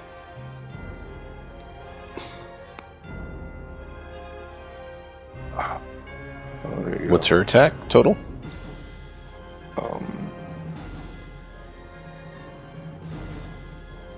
It doesn't say her dexterity. A +3 +1. +3 for slash. Yeah, I'm sorry. So that's a 9. Okay. So not quite enough to really do it. It's more of a nuisance annoyance to him.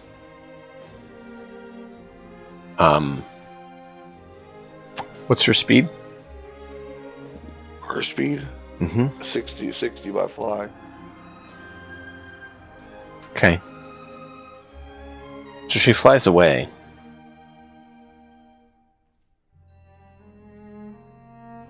This thing decides to follow her, try to snap at her. So you gained yourselves a little bit of time. So you move forward a little bit. However, you have to decide some way to attract him back away from her, or she will probably be going down. Could she fly? Does that thing has wings? It can actually fly. Mm-hmm. Oh man, that's bad. I did not. I just forgot all about that. It's all right. Before he gets too high, I want to throw a spear at him and ask Varger to throw a dagger at him. We want to get let him get off the ground of 20 units or something like that, and then start chunking spears at him to get his attention back on us and then try to run. So he's gonna lose an action either way. Continue after her or whatever. But I had to get the attention over her, over him. Sure. Instead of daggers, Varger actually has a short bow, so he'll use a short bow. Oh great! I didn't know Okay. he had a short bow. Roll a attack.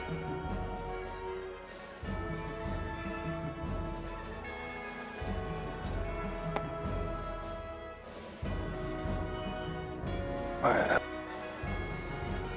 16 right now. Is it 15? 3, 6.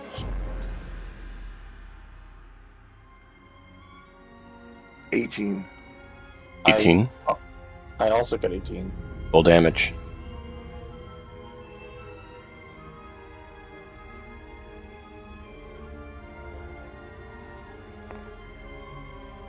You consider him surprised? No. Oh, look at that. That's some sick damage, dude. 4 However- points. If he was on the ground, up close, trying to bite you, then he'd have a ally next to him of yours. What did you get total, Riz?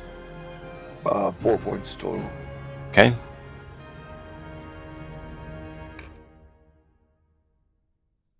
I got 8 damage. Okay.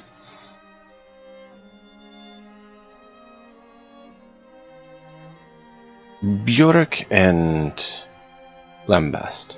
Let's have you roll perception. Actually, Bjork, you left and went outside the camp a little ways, so you'd actually have a better chance of hearing it anyways. So we'll have yours be a little bit easier of a DC.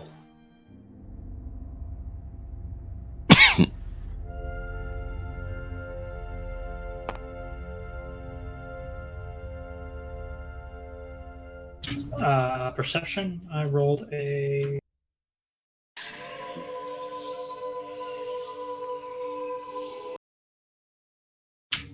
I rolled an 8. An 8. That's not as good. Bjork?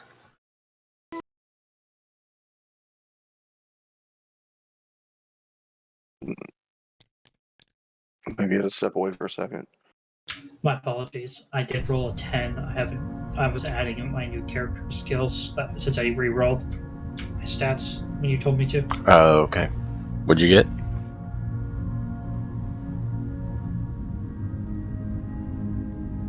Yarl?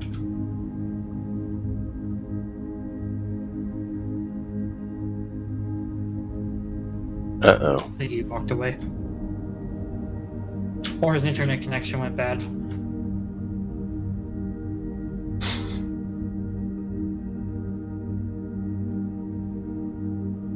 Did we lose a Jarl?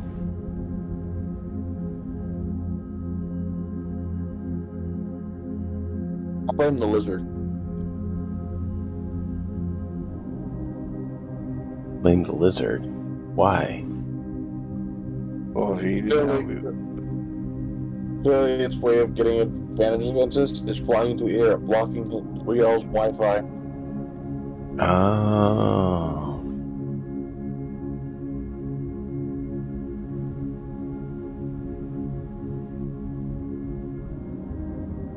Interesting. That's not very good, Jarl. Why is the creature blocking your Wi-Fi? It shouldn't have that kind of capabilities. Okay, like 30 seconds or something. Do you wanna roll for him?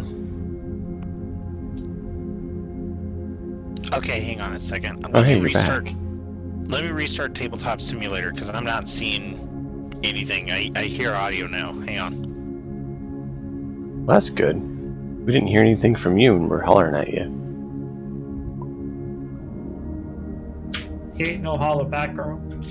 I had this problem last week with Discord too. Like Tabletop Simulator and Discord were getting cranky.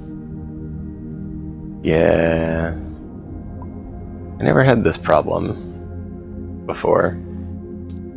It seems to be creeping up more now. Kind of wonder who made what update to make things stop working well.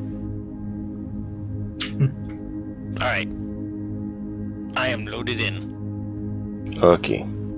We needed a perception check from you to see if you notice. To see if I spot him. Yeah.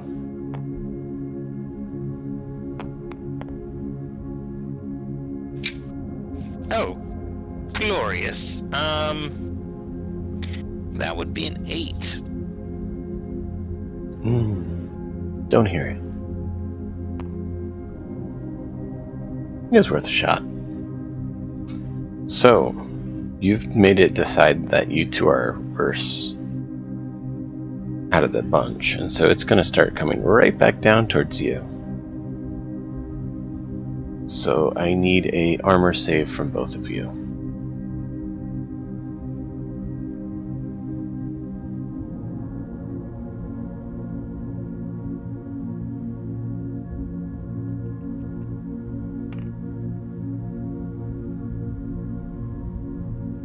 That's a 7. Yay!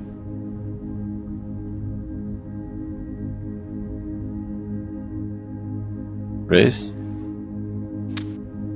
You said you had to walk away for 30 seconds. Didn't know if he was back. It's singles night at Diamond X's game. Just single number all night long. Right? Roll 2d6, Barger.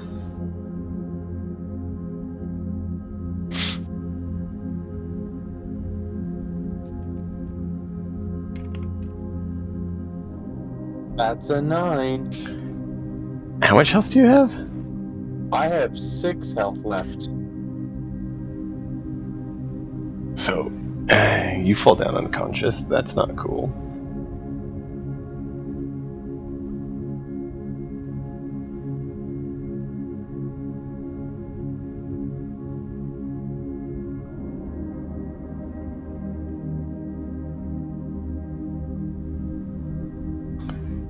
Riz, are you back yet? At that, there'd probably be a scream at that point from Varder as he took a claw to his back and screams in pain. So at that point, Bjork, you would hear a scream of your friend from just to the east of you. I'm going to take the horn and press it on my lips to get everybody's attention. Now, there's a problem when you do that. Number 1, I need you to roll a religion check. Number 2, I need you to roll a perception check. This will be the first one I've ever used.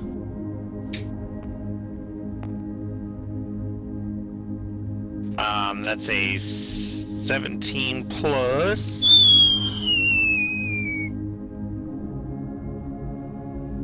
So that's a 19 total for religion. Okay. Well, since you used a religious implement, you caused something to happen. Oh no. So we'll go with that to start with. And that's a 17 for perception, so that's a 19 total. You look and 19. you see this large white beast swoop down, and looks like it just skewered your friend, who slumps off his claw. And then we'll find out if he hit Riz or not. Alright, I'm back. Rizend, we need you to make an armor save. As a beastie decided that it's not happy with you. Lucky you.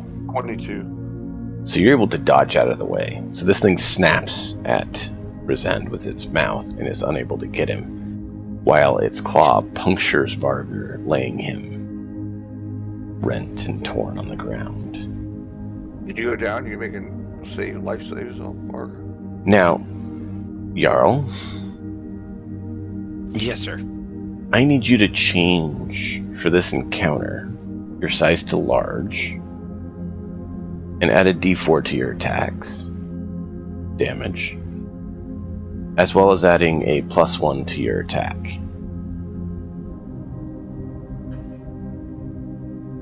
Lembast,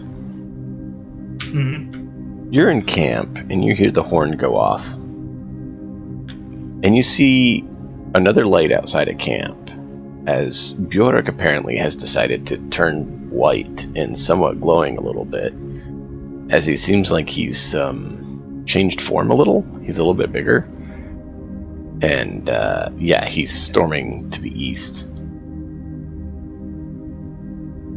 Okay.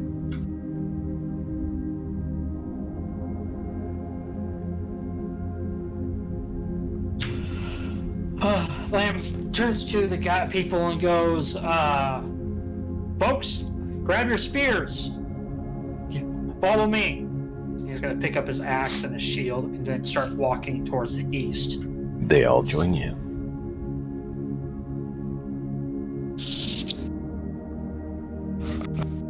Now, the beast here in the horn blast is very much agitated by it for some reason, more so than would otherwise been expected.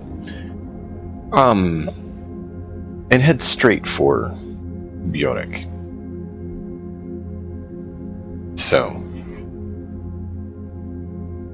I do need to know from Lembast, are you guys like just merrily strolling, or are you doing full move? We're jogging toward Okay. towards the big white guy. So full double combat move. We're not sprinting. We're just jogging at a brisk pace. Okay. basically in combat terms, are you spending your turn moving and dashing or not? Yes. Okay. Basically getting the time frame between them. So, on the map, let's go ahead and just lay it out so we kind of know what's going on.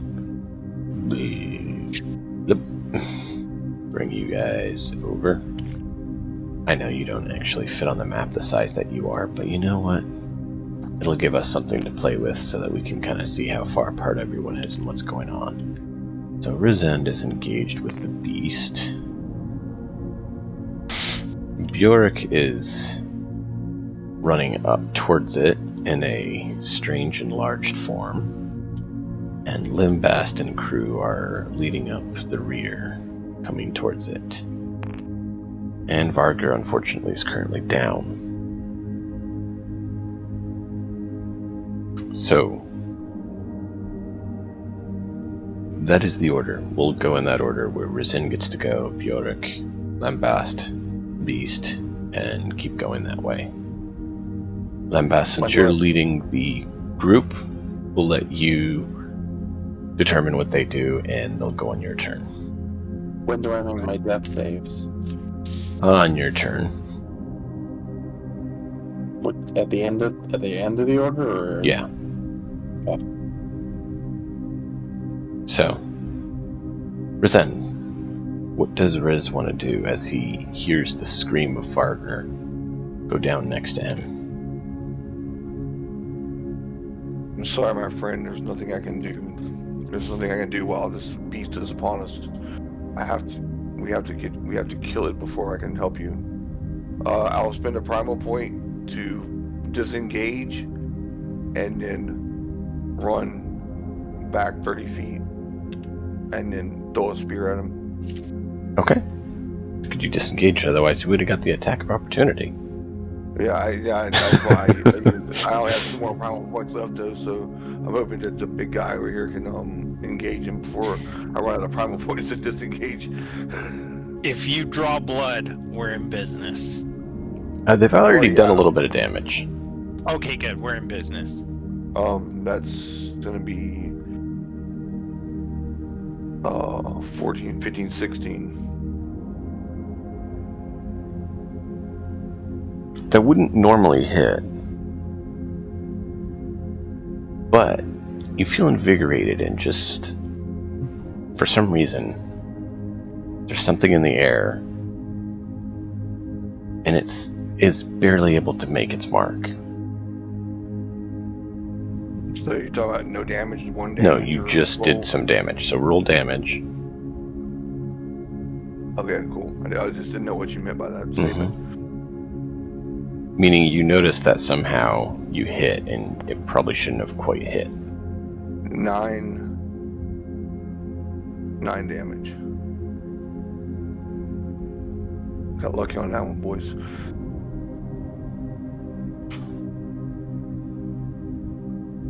So, next is Bjork. Bjork, this thing is close to your size. Like, you're close to its size, more accurately now. As it's basically the size of a wolf to you, as somehow you find yourself bigger than you should be. How many movements am I away from it? 2, we'll say. Alright. Because you guys have kind of already been running towards it, and it towards you. I'm going to move once. Okay. And then I'm going to use my bonus action to use Hunter's Mark on it. Okay.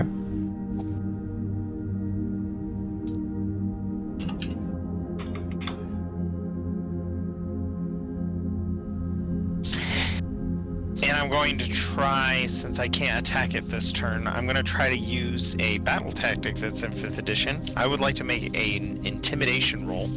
Ooh. To try to challenge it to attack me. I will tell you, based on what you see, it's already going to focus on you. Okay, good. whatever you did by blowing that horn and such, something just, you really irked it with what you're being right now and what's going on. So it's very much looking straight at you as its target. Like, it was starting to look down at its prey that it just skewered to take a bite, but it heard your horn and sees you and stopped looking at its prey and is looking at you with much ire. For my action, I'm going to take the dodge action. Okay.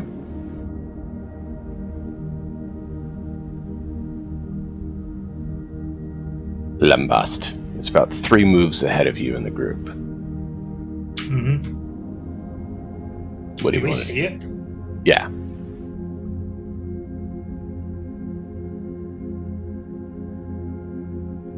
What do I want to do? What do I want to do?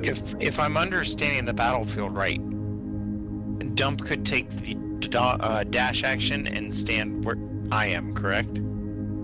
Yeah. Okay, just Playing to a give little bit. space, I'm playing a Dump, little unless you bit want to play- loose with distance, Yeah, I like but you know, it. In case you wanted to flank or whatever, Dump, it gives you an idea of where I'm at in relation to you guys.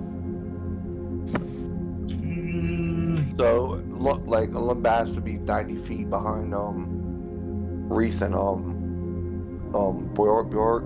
60. Yeah, The dragon's 60. 90. and then, okay. And Varga is 0. Yeah. Lamb. When you're unconscious. No, I'm sorry, buddy. I wish I could help you. I just can't do anything.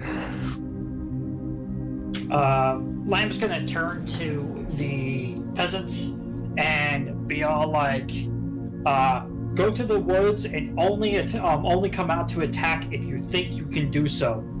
He's all like, "This is above most of you. Do not try to do it unless it's a sure thing." And then he turns and he runs towards Bjork. Okay. How That far? was good. That was a good idea. I'm just going to start going straight to Bjork. Okay. So you're gonna double move? Mm-hmm. Okay. So you get up next to them. They all move up halfway. They're supposed to be going to the woods. Yeah. Okay, my bad. They all take out their wooden spears and they huck them. So I want Bjork and Lambast to roll a d20, and we'll see how many of these take purchase. Oh, they just disobeyed Major Payne. No. You said, I know. unless you feel you can do something. Bjork gave them all an additional spear. How They're like, nat 20, motherfucker. No. might as well try. Is that what you got? Yeah. Oh, dude, that's awesome. Lambast? I dropped it in the dice tower. I don't know why. Oh, I didn't hit R.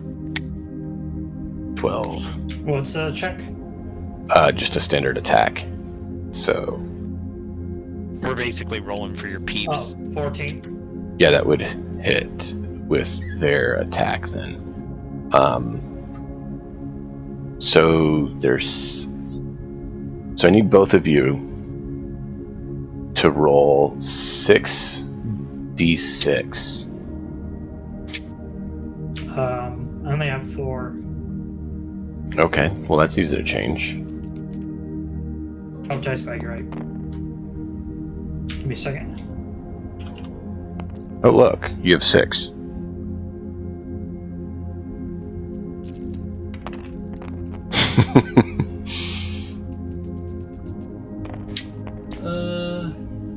I rolled. Let's see here.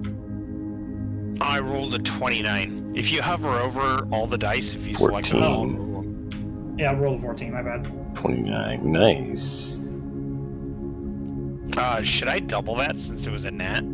Yes, you should. Okay, so 29 Ooh, that's 60, almost 58 points. plus 15, so you're looking at 44. Nice.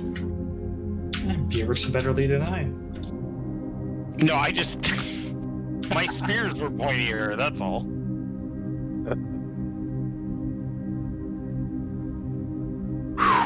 Man, you guys just messed this thing up bad. Oh, it gets worse. Did Yeah? I tell you what I took at this level? No. I'm a Colossus Slayer. Oh, no. And I hunted market it already. That's awesome. And I get the bonuses from glowing. Well, it's your fault for trying to follow your patron and calling upon him. I honestly did not know that's what I would do. I was like, oh, I have a horn. I haven't used it yet. You weren't supposed to. It doesn't necessarily always do that. But under this circumstance, because of what you're facing, and the piety you've shown, the circumstances line up where it is a potential to trigger, and you triggered it by rolling successfully. Bow down at my glowing feet. So, yeah, that's that turn. So, Varger can make a death save as it's going to move in, and Bjork, I need you to make 2 armor saves. Actually, I have an ability where when they enter my attack range, I get an attack of opportunity on it, so I'm going to do that first. That's fine. Please, for the love of God, don't fail me, dice. 1 success. You get another crit, right? It's singles night. God, please, no. Not singles night. I want as big of an orgy as I can. Okay, alright. That would be, I posted the maw that Varger saw, so you can all see it now. in Discord. Yeah.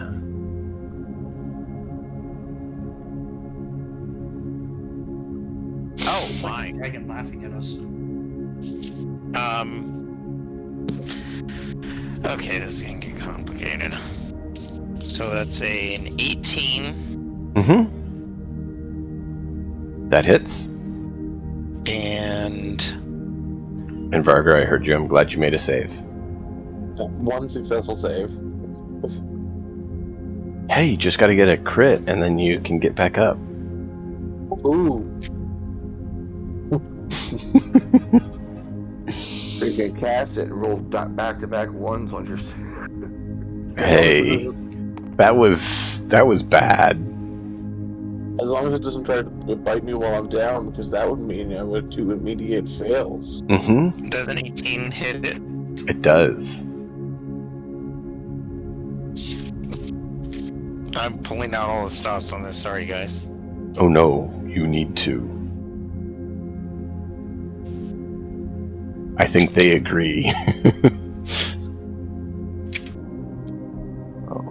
Reese already can't get credit for the kill because he didn't kill it by himself, so he just wants to get this thing down. Like, if it was him by himself, it would be different, but, 19 damage. Nice. How's this thing looking? Is he looking... It's dripping a good bit of ichor now. Is he looking spry? Oh no, he's looking wounded and very unhappy. But, I hate to do this, but I forgot my Colossal Slayer. go for it. No.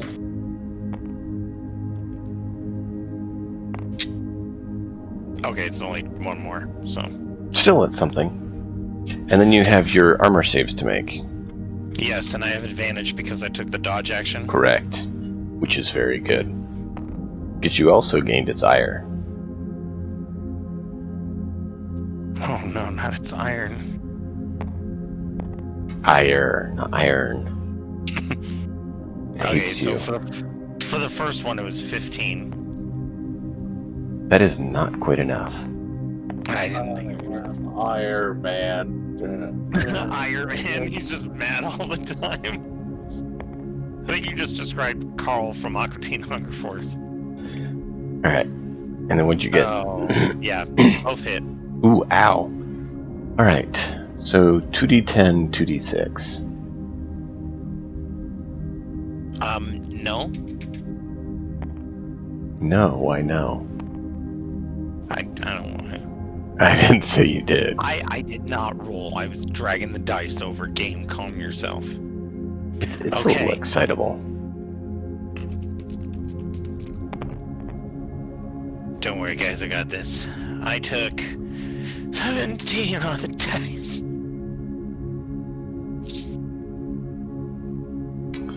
Well, Does it have any more? it Am I does. dead? Oh no. It does, but not enough to outright kill you.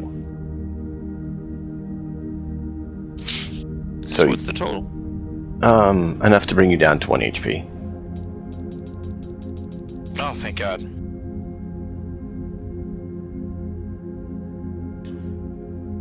But you feel that probably won't last for too long. So, Oh. next round. All right, Reese, do it in. Okay, so Oh, Pull out wait. all the stops. Did it do? I don't think I updated my health on the game board. Sorry. I did. I saw it at 16. You're at 1 right now. Yeah, but my max HP is 24. Oh, I leveled. Are we in another round already? yes. Okay, then I gotta make another death save. Not yet. You will at the Yeah, end you're of this round. Sorry about that time. It's alright. So Reese That's, is gonna use That would be better two-handed. for you than that 16.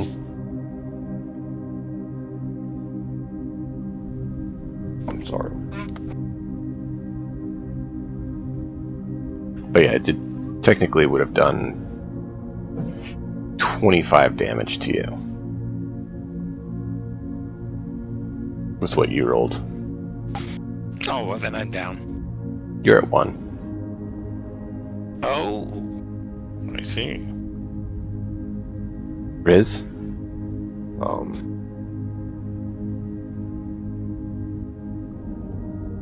Alright, so I'm gonna use the two-handed spear attack. Mm-hmm.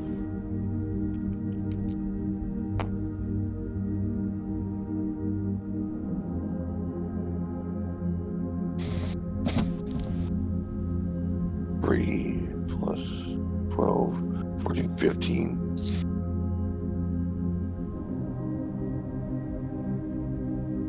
It's at 15 to hit. Yeah. Okay. Same as last time. It's basically not as effective. You do some damage, but not full, so go ahead and roll your damage. Okay, so when you use two-handed instead of one-handed, what does the If it's versatile roll kick in? Yeah, if it's versatile, then it triggers, and what it does is one die side larger. So if it's So a I D8, get an it's a 8. D10. If it's a D6, then it's a D8. Alright, so I'll use the D8, and I will spend my other 2 primal points to get bonus D8s. Okay. So I'm gonna roll. I need 3 D8s to roll this. I only have 1. Let's see. There's D10. Where'd you put your D8? Right here. I know I always roll this into the board.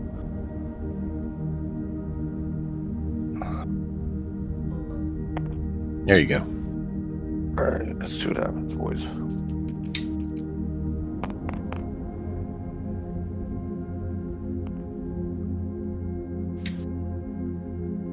14. No modifiers?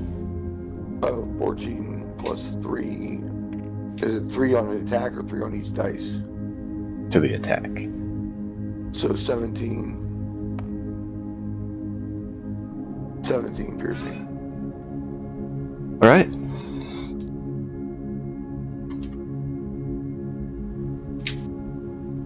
And then Pharaoh will make an attack after I go and try to gut him. Pharaoh will come down and try to swipe at his eyes. Okay. I said I'd never do this, but we're in a bind here. I rolled a 19, yeah.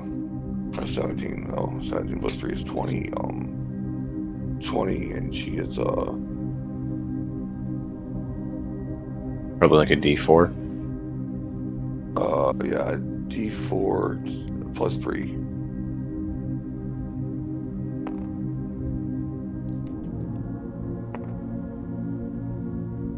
So 6 damage, aimed at his eyes, if possible. I don't know if she hits his eyes or not. How much? 6 damage at his eyes. Okay. Doesn't quite get his eyes, but it's able to do a little bit of damage. Next would be Bjork. Bjork. Could I get you to copy me another D8 and another D4? Sure. Do not mind.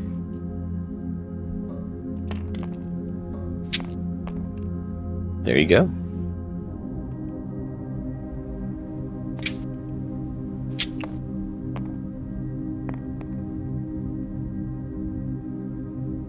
Oofta.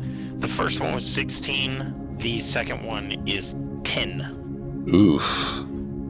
The 16 will sink in and do some damage. Alright, so my second attack, which is with the butt of my weapon, doesn't do jack.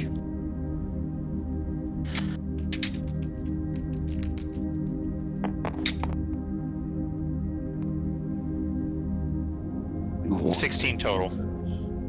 Okay.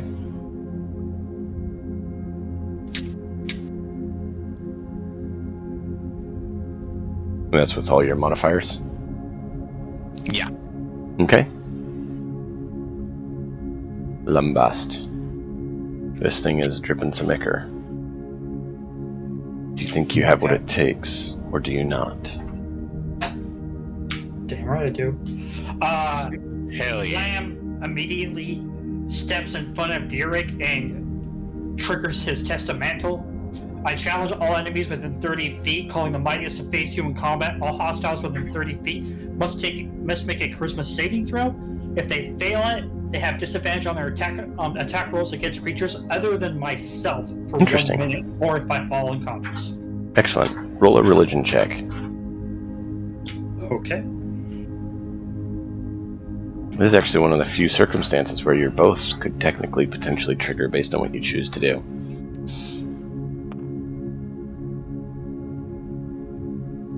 Alright. Oh, just a second. Yeah, it's 18. So, you feel your muscles like tense, almost to the point where it feels like you have a cramp. Bjork, you notice a glint out of the side corner of your eye and you look. Every inch of his skin seems to have completely been coated in steel. Whoa. Go up and make your attacks. Mm-hmm. Second. Hey, strutting up to him.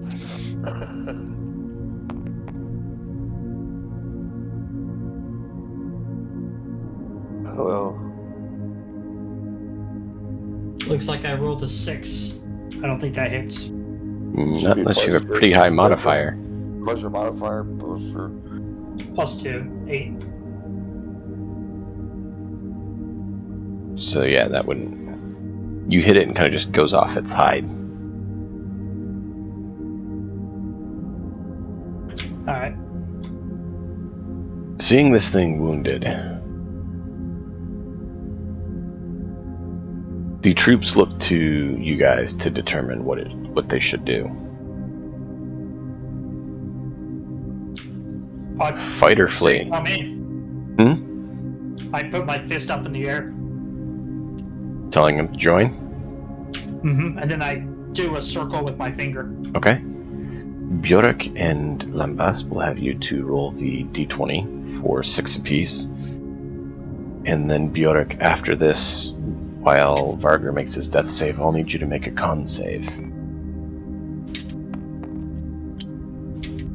No. 17 for my people. Okay, that hits. 13 for mine. That does not. So roll 66 for yours, Lambast.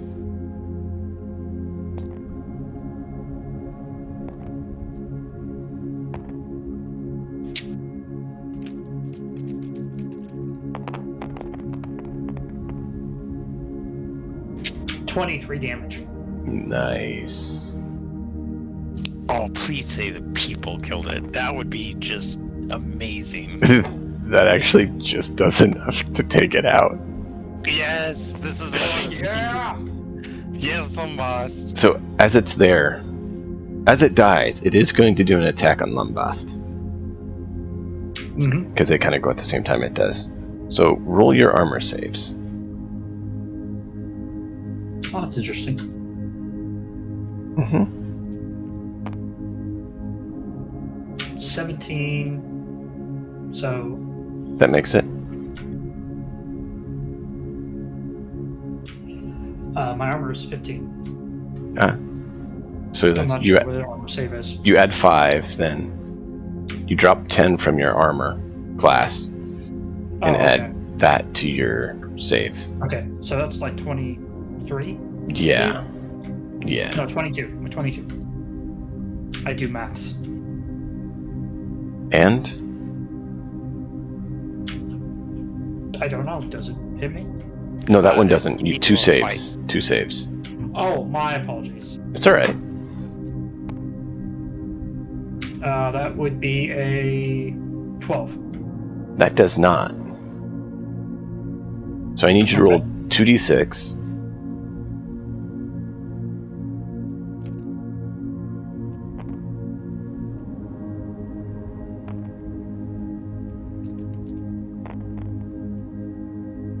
Seven.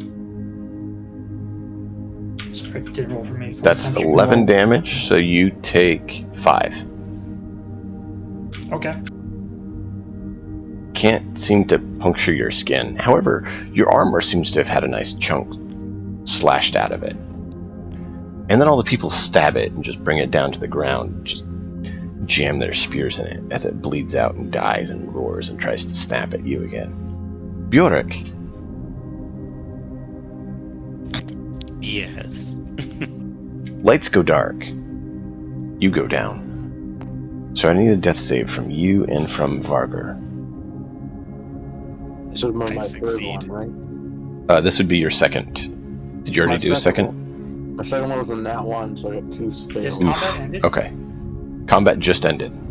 Once they I make their yelled death to the saves. Healer lady. I'm all like, here, someone get the healer now. Because she's probably back at camp. She came with you guys because you said everyone come. Okay. He's all like, She was healer, hanging back a little from battle, but yeah, she's there. help him. Who? Points to Vargar. Okay. Roll a d20 for a medicine check. Bjork, did you pass or fail your death save? I passed. Yay! 18. Okay, she's able to bind his wounds to get him to stop bleeding out and dying, so he's stabilized. Bjork, roll a death save. Please be a 20, because I got something funny. That would be great. I pass. Okay.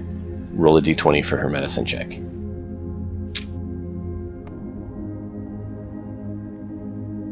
Dump. For dumb. Sorry? Roll a save for the medicine check for your associate.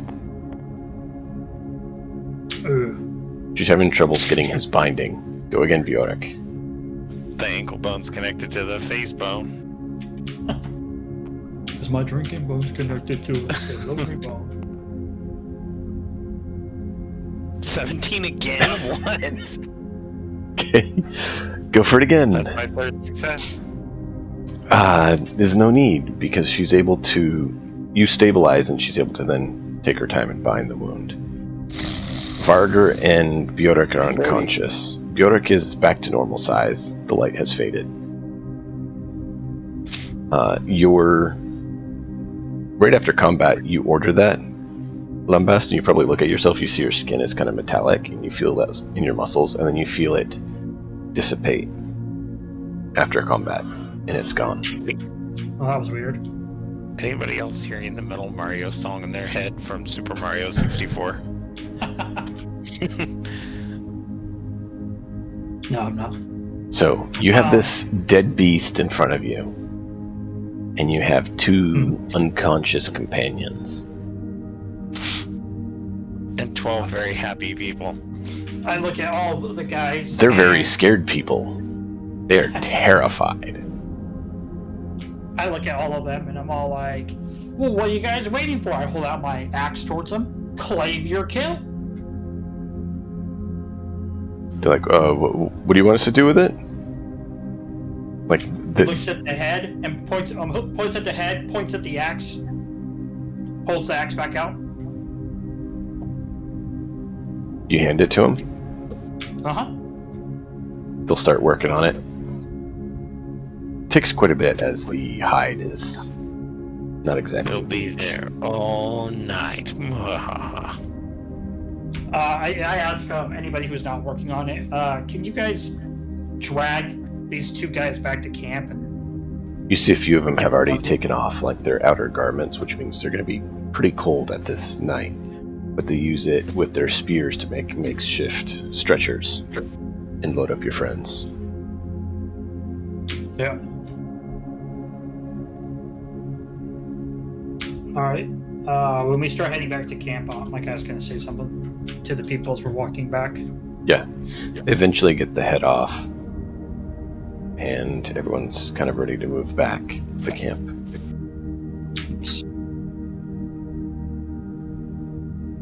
Very, very nice.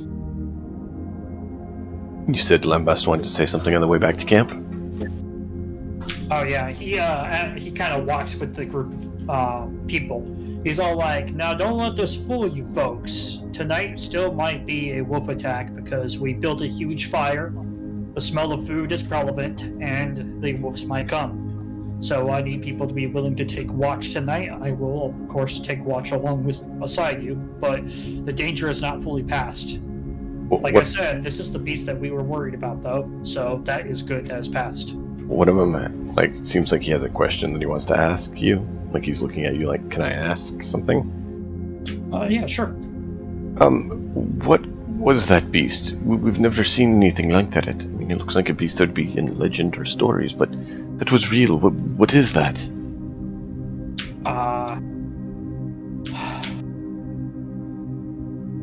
To be honest, I do not fully understand what it was, but you guys took it out.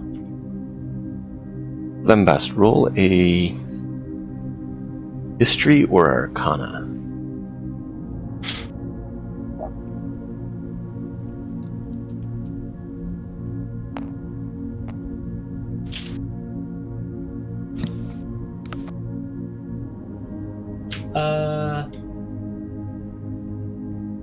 That would be a fucking sheets history.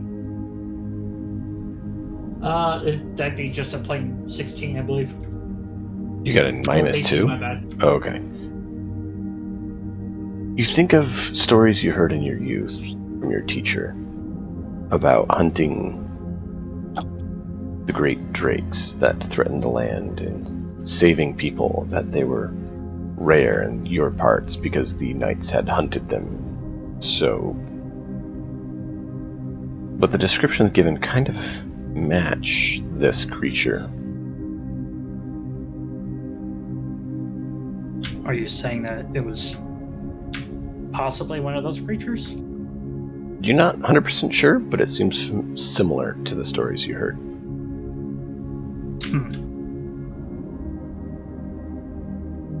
I'll let them know about the story about how drakes once roamed this land. But Not this land.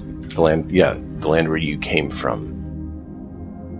Yeah, but the land. Yeah. But the land where I came from, they more or less did not anymore because they were overhunted.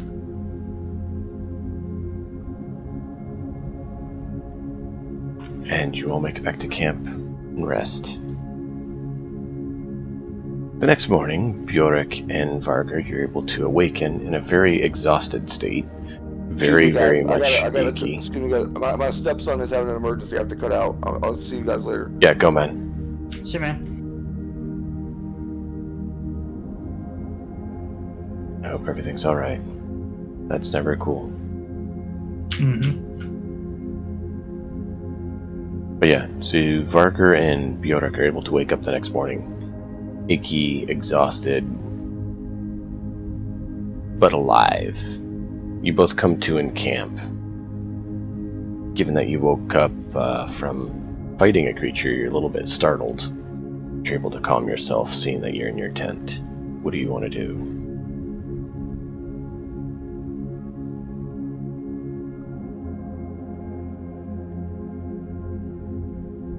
Jarl Mark. Bjork's gonna actually summon Furlambast. Ask one of the guys, the people who are probably tending to him, fetch me Lambast. Oh, right away. Lambast, your friend Bjork wishes to speak with you. Ah, he's finally awake. I'll go over. Say hi. Oh, I imagine Reese is out scouting for the morning. I haven't checked on him. He was right, you know. I think we owe him at least an acknowledgement of that. He told us of a creature and we barely believed him. You're right. He was right, but his evidence was all wrong. I do agree. He looks around. Is there any of the peasants around? Kind of looks at them and not goes, close. Scram. They're not like close, like eavesdropping. They're doing their work in camp. He leans in and goes, and I'm very displeased I distrusted him, but I'm also very displeased that he did not bring us more evidence. I do agree. Welcome, However, demon. I have suspected that it might have been more than even he thought. You have to understand these wolves. We always thought, throughout my entire life, that they were fighting for their very survival, which never made any sense because of the bountiful beasts in the land, but now that this forest has been starved, makes a lot of sense. There was something inside me that knew that what Reese was saying was correct, and he speaks of the Bigfoot, and now I begin to understand what he does. But I hope this is the only one. Do you know much about these things? Yes, I do, actually. I believe they're the things from my homeland, and we call them drakes.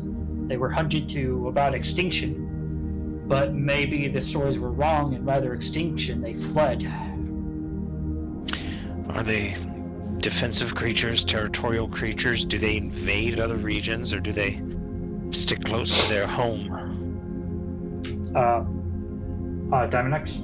The story's I know kind of he was- varied on that. Because Well, it's... I'm like, it depends on the situation, really. If they're forced to be aggressive, they will. If they're not, they'll stick to their own. By the size of that one, it looks like it's been around for a little bit. Bjork kind of sits up, rotating his shoulder around. Was I big? Yes. And You were glowing. shiny. Yes, I do not know what happened there, but yes, I was shiny. I don't either. I was big. That was weird. I'm gonna go out and see if I can't sex the creature. And I stand up. Alright. Oh, it might be missing its head. That's okay. I just need to check for some glands between its legs, and if it's a female, we may have some other problems on our hands. Oh.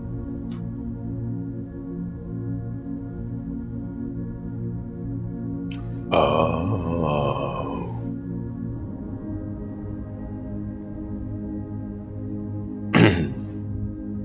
So Bjork goes to do that. Varder, anything for you?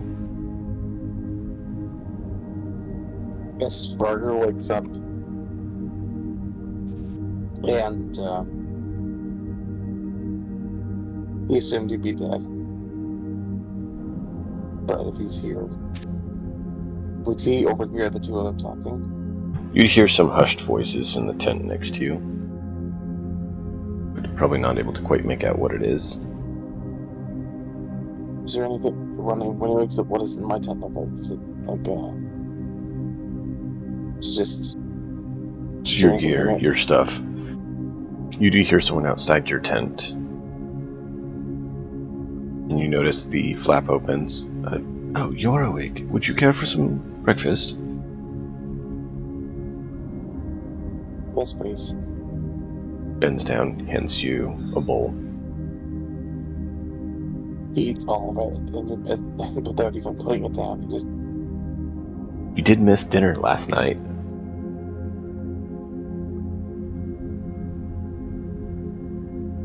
being a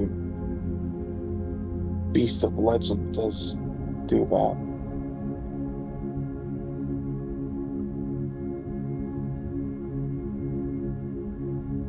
You hear the sound of the people in the tent next to you moving, which you know that they had pitched Bjork's tent next to yours. Kind of, they kept the four of you kind of in a same area.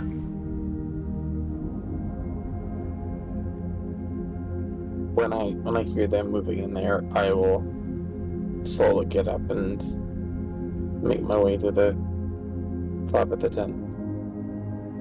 You're at the entrance to your tent. You see Bjork getting ready to head out of camp towards the east.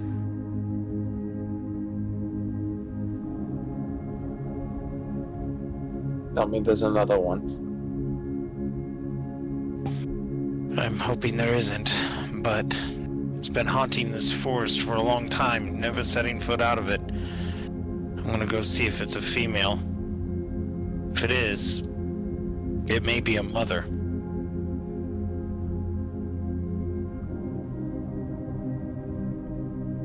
I don't know how I feel about that. I don't either. But if we find eggs, that would be an incredible source of food for the town.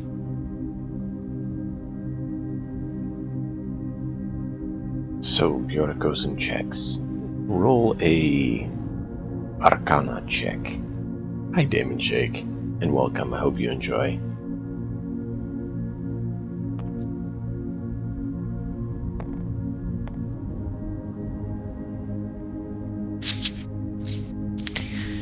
That would be a 12. You're not able to find the plumbing on the creature. You're not sure about exactly where it's located, as you've never heard or seen one of these creatures. Yeah, assuming it's like a caiman or another like type of large lizard. Yeah. I'm looking on the inside thigh for the four glands on either leg, and I'm like, Right. huh.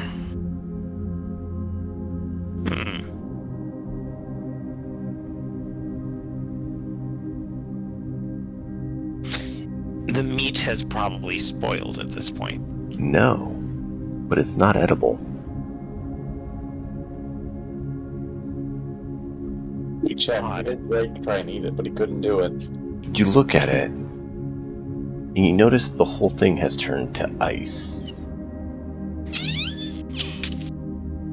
And like, beyond ice, almost like a excessive frost ice that is just extremely dense and solid. I'm gonna turn on my heel and head back to camp to go look at the head. The skin is still there, but the meat itself is absolutely frozen. Right.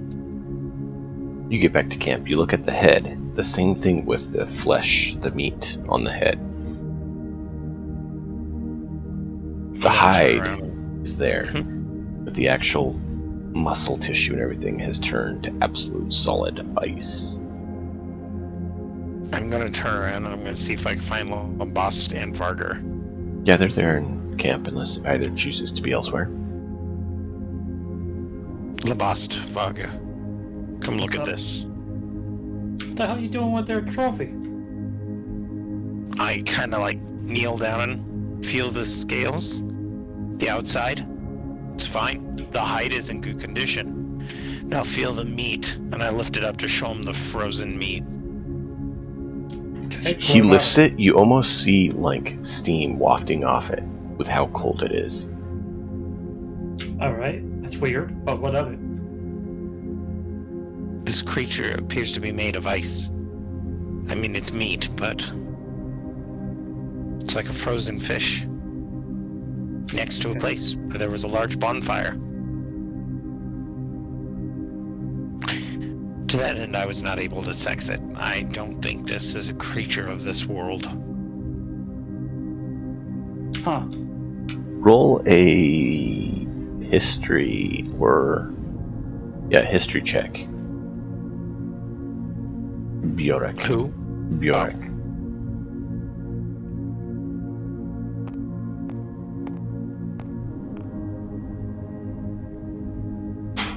Well, that's a 12. So 14 total. Something in your mind is catching about this creature, but you can't place it. It has something to do with the things you heard from Varger's mother, but you can't quite connect it. But I know it's related to that. Something she said. Yeah. Vaga, your mother said something that reminded me of this. But I can't think of it for the life of me.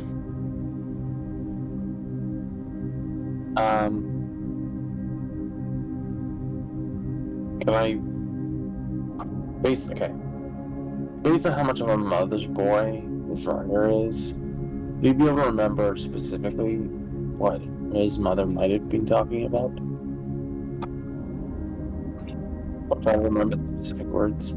You could roll a check as well if you want. Sure. Just... What would it be? History, perception, what is it? History. History. Great. Yeah, it's trying to remember something you heard. 14. You remember your mother talking about end times and creatures not of this world, but some of them have seed, offspring, parts of them, something like that come to the world and cause problems before the end times, or as heralds of the end times.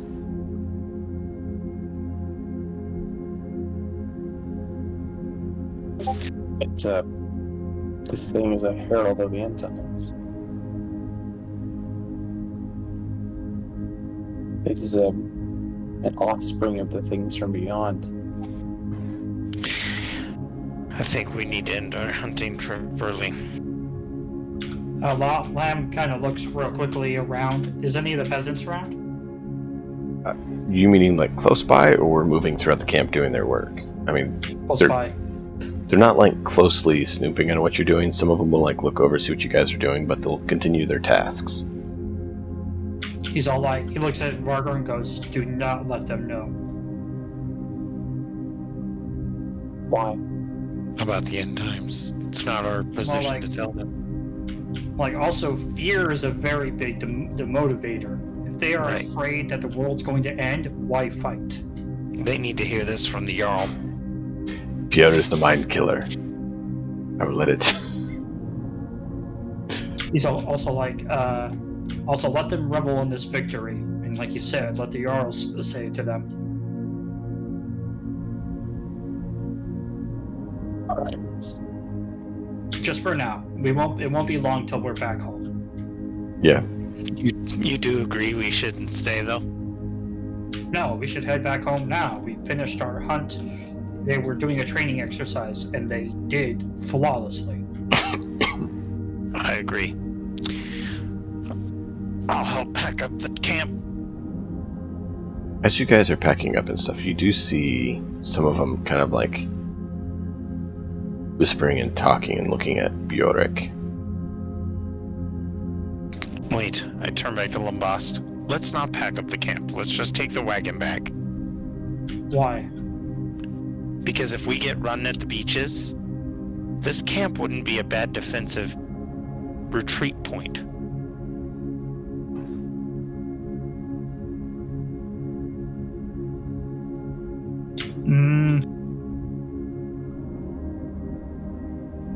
Not so sure that's a wise idea.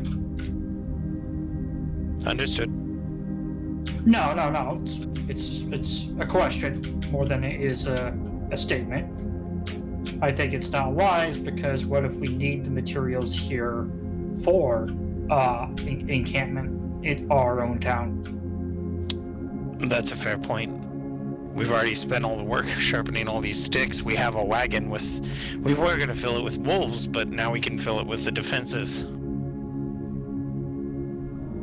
Maybe we should That's- have them fell some trees and we can bring back some logs, big logs for palisades. That's not a bad idea either. Let's take back as much as the wagon will hold. Some good timber for, I don't know, a boat. More boat, yeah. All right, let's do it. Okay. Alright. Well, that is where we'll pick up next time, as you guys have felled some trees and you bring your crew and your head and everything back to camp. I hope you have thoroughly enjoyed this. It has been a blast. That was a close one. That was Those a doozy. civilians were no joke. They did a lot of damage that battle. I didn't think they were going to be able to. They got D6s, and you guys rolled. So, it happens. That's the fun of the story, isn't it? The dice help tell the story, and you never know what's going to happen. He's right. And that's part of what we love about it. For all you viewing, thank you so much for being here. I do hope you thoroughly enjoyed. We do this every other Tuesday. The other Tuesday is Mech Warrior Night, and then on Thursday we have the sci-fi game. Be sure to check out these fine folks. Both Dumpgraw and Jarl of Goats are streamers, and they do amazing, beautiful, wonderful streams. So be sure to hit them up with a follow, and we will see you all next time. Until then, as always, enjoy the story.